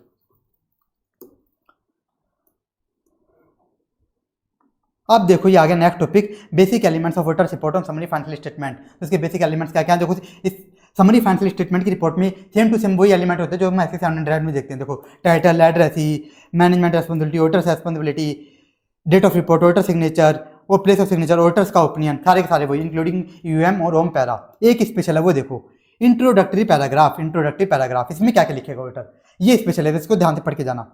इंट्रोडक्टरी पैराग्राफ, तो इसमें एक तो ऑडिटर ये बताएगा identify the summary financial statement including title and identify the audited financial statement. मतलब ऑडिटर बता देगा कि समरी ऑडिटर क्या करेगा अपनी रिपोर्ट के अंदर, ऑडिटर अपनी रिपोर्ट के अंदर यूजर्स को बता देगा कि समरी फाइनेंशियल स्टेटमेंट अलग है और कंप्लीट वाले फाइनेंशियल स्टेटमेंट अलग है। आप बोलोगे सर कैसे बताएगा, कैसे बताएगा, टाइटल इंडिकेट करके। देखो मैंने बताया था ना समरी फाइनेंशियल स्टेटमेंट का एक अलग टाइटल दिया जाता है, तो वो टाइटल बता देगा कि ये टाइटल है समरी वालों का और ये टाइटल है फुल वाले फाइनेंशियल स्टेटमेंट का, इस तरह से।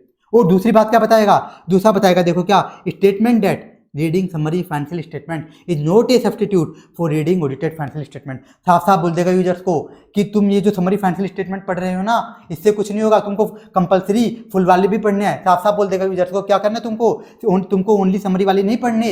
ऐसा नहीं कि तुम समरी वाले पढ़ लो, तुमको क्या करना होगा, तुमको कंप्लीट वाले फाइनेंशियल स्टेटमेंट भी पढ़ने होंगे, ये बात भी बोल देगा। वो लास्ट क्या है, लास्ट वो है सब्सिक्वेंट इवेंट वाली बात। यूजर्स को ऑडिटर ये भी बता देगा कि जो सब्सिक्वेंट इवेंट्स हुए थे ऑडिटर्स रिपोर्ट के बाद, डेट ऑफ ऑडिटर्स रिपोर्ट के बाद, उनको मैंने कंसिडर ही नहीं किया, वो बात भी बोल देगा। देखो ये लिखा है if date of auditor's report on summary financial statement is later than audited financial statement, तो ऑडिटर ये बता देगा state that summary financial statement do not reflect the effect of subsequent event. साफ साफ बता देगा कि जो सब्सिक्वेंट इवेंट बाद में हुए हैं डेट ऑफ ऑडिटर्स रिपोर्ट के बाद, उसको मैंने कंसिडर भी नहीं किया है।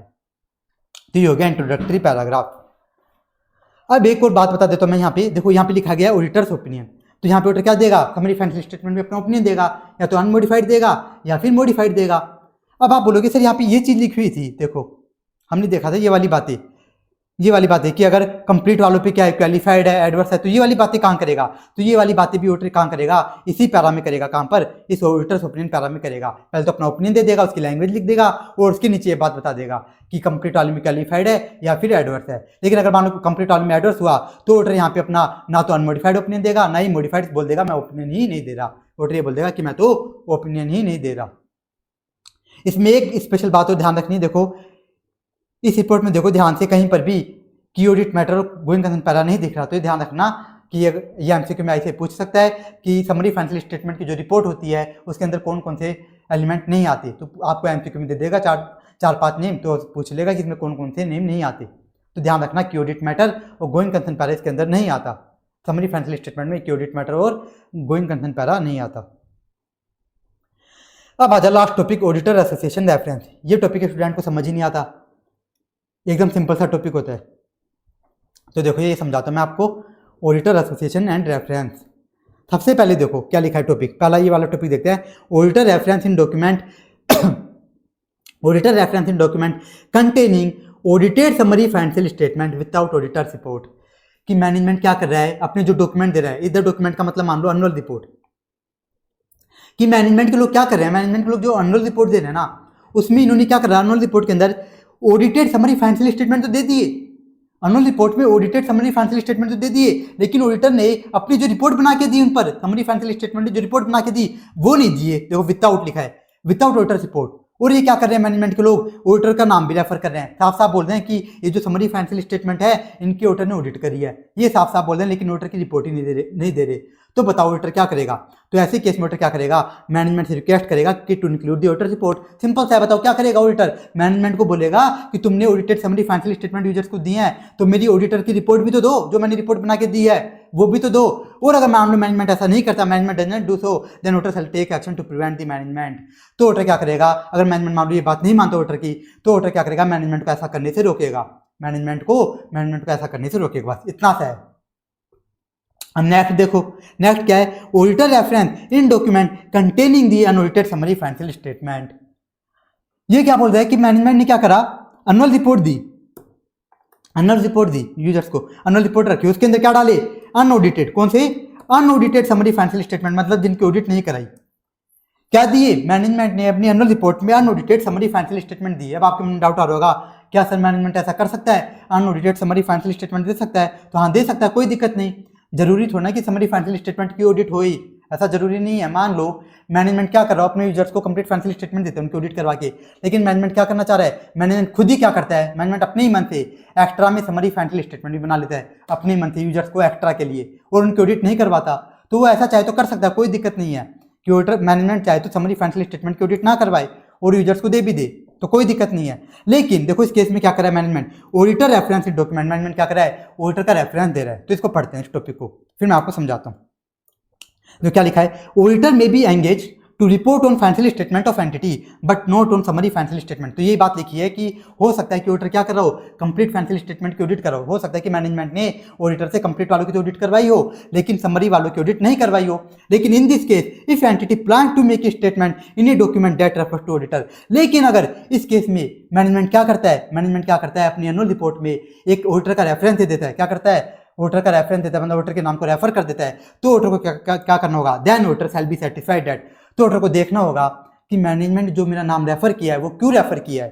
तो ऑडिटर को देखना होगा, ऑडिटर को ये चेक करना होगा कि मैनेजमेंट ने जो मेरा नाम रेफर किया है इसके अंदर एनुअल रिपोर्ट के अंदर वो क्यों रेफर किया है, क्योंकि ऑडिटर को पता ये देखना तो होगा ही ना, क्योंकि देखो ऑडिटर ने समरी फाइनेंशियल स्टेटमेंट तो ऑडिट करी ही नहीं। हो सकता है ये हो सकता है ना कि मैनेजमेंट ने समरी फाइनेंशियल स्टेटमेंट के लिए ऑडिटर का नाम रेफर कर दिया हो, तो ये तो एकदम गलत बात हो जाएगी।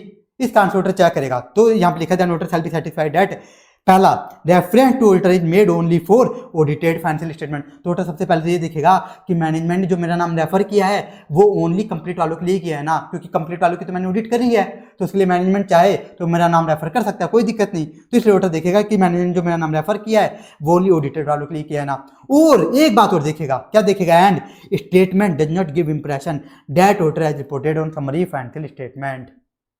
ये बात और चेक करेगा। इसका मतलब क्या है, ऑडिटर ये भी देखेगा कि एनुअल रिपोर्ट में मैनेजमेंट ने ऐसे कोई घुमा फिरा के स्टेटमेंट तो नहीं दे दिया कि मैनेजमेंट ने अपने उस डॉक्यूमेंट में या फिर एनुअल रिपोर्ट में ऐसा घुमा फिरा के स्टेटमेंट तो नहीं दे दिया जिससे यूजर्स को ये लगे कि ये जो समरी फाइनेंशियल स्टेटमेंट है इनकी भी ऑडिटर ने ऑडिट करी है, ऐसा कोई घुमा फिरा के स्टेटमेंट तो नहीं दे दिया। ये भी ऑडिटर चेक करेगा। दो बातें चेक करेगा कि मैनेजमेंट ने जो मेरा नाम यूज किया है वो ओनली ऑडिटेड वालों के लिए तो यूज किया है ना, ऐसा तो नहीं कि अनऑडिटेड वाले के लिए भी यूज कर लिया। तो एक तो ये चेक करेगा। और देखेगा कि मैनेजमेंट ने जो स्टेटमेंट यूज किया है, जो स्टेटमेंट लिखा है वो ऐसा घुमा फिरा के तो नहीं लिखा कि यूजर्स को लगे कि ऑडिटर ने तो अनऑडिटेड, ऑडिटर ने तो समरी फाइनेंशियल स्टेटमेंट की भी ऑडिट करी है, इस तरह से तो मैनेजमेंट कोई स्टेटमेंट नहीं दे रहा। तो ये बात ऑडिटर चेक करेगा। और अगर ऑडिटर को पता लगता है कि इफ ए और बी आर नॉट मैट, कि ऑडिटर क्या देखता है, इफ ए और बी आर नॉट मैट, मतलब ऑडिटर ने देखा कि मैनेजमेंट ने क्या कर रखा है, मैनेजमेंट ने साफ साफ बोल रखा है, मैनेजमेंट ने साफ साफ यूजर्स को बोल दिया कि जो समरी फाइनेंशियल स्टेटमेंट है इनकी भी ऑडिटर ने ऑडिट करी है। मैनेजमेंट ने क्या करा, साफ साफ बोल दिया, बताओ यूजर्स को कि ये जो समरी फाइनेंशियल स्टेटमेंट है इनकी भी ऑडिटर ने ऑडिट करी है, जबकि वास्तव में ऑडिट हुई नहीं इनकी। तो ऐसे केस में ऑडिटर क्या करेगा, ऐसे केस में ऑडिटर मैनेजमेंट से रिक्वेस्ट करेगा कि तू अपना स्टेटमेंट चेंज कर और मेरे नाम को रेफर मत कर। और अगर मैनेजमेंट ये करने से मना कर देता है, मैनेजमेंट ये करने से मना कर देता है तो ऑडिटर क्या करेगा, एक्शन लेगा, कुछ एक्शन लेगा ताकि वो मैनेजमेंट को ऐसा करने से रोक सके। जैसे एमसी वगैरह को जाके बता दिया, इस तरह से जाके उसकी शिकायत कर देगा। तो क्या करेगा, ऑडिटर मैनेजमेंट को रोकेगा, ऐसा करने से मैनेजमेंट को रोकेगा। तो ये हमने ये टॉपिक भी कंप्लीट कर लिया। एकदम इजी टॉपिक था। पहला था, देखो इसके अंदर दो थे कि पहला था कि मैनेजमेंट क्या कर रहा है, समरी फाइनेंशियल स्टेटमेंट ऑडिटेड वो तो दे रहा है ऑडिट रिपोर्ट में, एनुअल रिपोर्ट में समरी फाइनेंशियल स्टेटमेंट तो दे रहा है, लेकिन ऑडिटर ने जो रिपोर्ट बनाई है ना ऑडिट रिपोर्ट वो नहीं दे रहा। तो ऑडिटर मैनेजमेंट जाके बोलेगा भाई मेरी रिपोर्ट भी इंक्लूड कर। दूसरा केस क्या है कि मैनेजमेंट ने समरी फाइनेंशियल स्टेटमेंट की ऑडिट ही नहीं कराई, मैनेजमेंट क्या कर रहा है, एनुअल रिपोर्ट में अनऑडिटेड वाले समरी फाइनेंशियल स्टेटमेंट दे रहा है और ऑडिटर के नाम को रेफर कर रहा है। तो ऑडिटर देखेगा कि मैनेजमेंट जो नाम रेफर कर रहा है वो ओनली फुल वालों के लिए रेफर कर रहा है ना, समरी वालों के लिए तो रेफर नहीं कर रहा। और देखेगा कि मैनेजमेंट ने कोई घुमा फिरा के स्टेटमेंट तो नहीं दे रखा, और दे रखा होगा तो बोल देगा इस स्टेटमेंट को चेंज कर या फिर स्टेटमेंट हटा दे। इस तरह से बात करेगा बस, और ये टॉपिक कंप्लीट। तो ये स्टैंडर्ड भी हमारा कंप्लीट हो गया। इसमें देखो ये एंगेजमेंट एक्सेप्टेंस, ये इंपॉर्टेंट है, इसमें लगभग सब इंपॉर्टेंट है इस वाले में। एंगेजमेंट एक्सेप्टेंस वाला कौन सी प्रोसीजर्स लगाएगा, लेकिन यहाँ पे कई सारे पॉइंट दे रखे हैं। आप 5 पॉइंट्स आपको याद करने ही करने इसमें, एनी 5 आप याद कर लेना। और बहुत ईजी पॉइंट्स है, अगर आपको ये याद हो गई ना, देखो एंगेजमेंट एक्सेप्टेंस याद हो गई ना, तो ये पॉइंट नेचर ऑफ प्रोसीजर्स के पॉइंट आपको अपने आप याद हो जाएंगे, क्योंकि ऑडिटर को सेम ही बातें चेक करनी है। फिर ये टॉपिक तो बस रीड करना एकदम सिंपल सा है एमसीक्यू पर्पज से। फिर आया ऑडिटर्स ओपिनियन, ये भी एकदम सिंपल है, दो ओपिनियन होंगे, या तो अनमोडिफाइड होगा या फिर मॉडिफाइड होगा, फिर उनकी लैंग्वेज क्या होगी वो बता रखी है। फिर आया कि अगर कंप्लीट वालों पे मॉडिफाइड है तो ऑडिटर को एक्स्ट्रा काम क्या करना होगा वो बता रखा है, एक्स्ट्रा क्या करना होगा। और फिर ये रिपोर्ट है, ये तो फालतू है, बस रीड करनी है। और ये आया ऑडिटर्स एसोसिएशन, ये इंपॉर्टेंट है इसके अंदर, ये भी इंपॉर्टेंट है बहुत। तो ये भी हमारा कंप्लीट हुआ, ये स्टैंडर्ड भी। तो देखो इस लेक्चर में हमने आज 800 सीरीज का डिटेल में रिवीजन कर लिया है। तो इस लेक्चर में इतना ही। Thank you so much. Hare Krishna.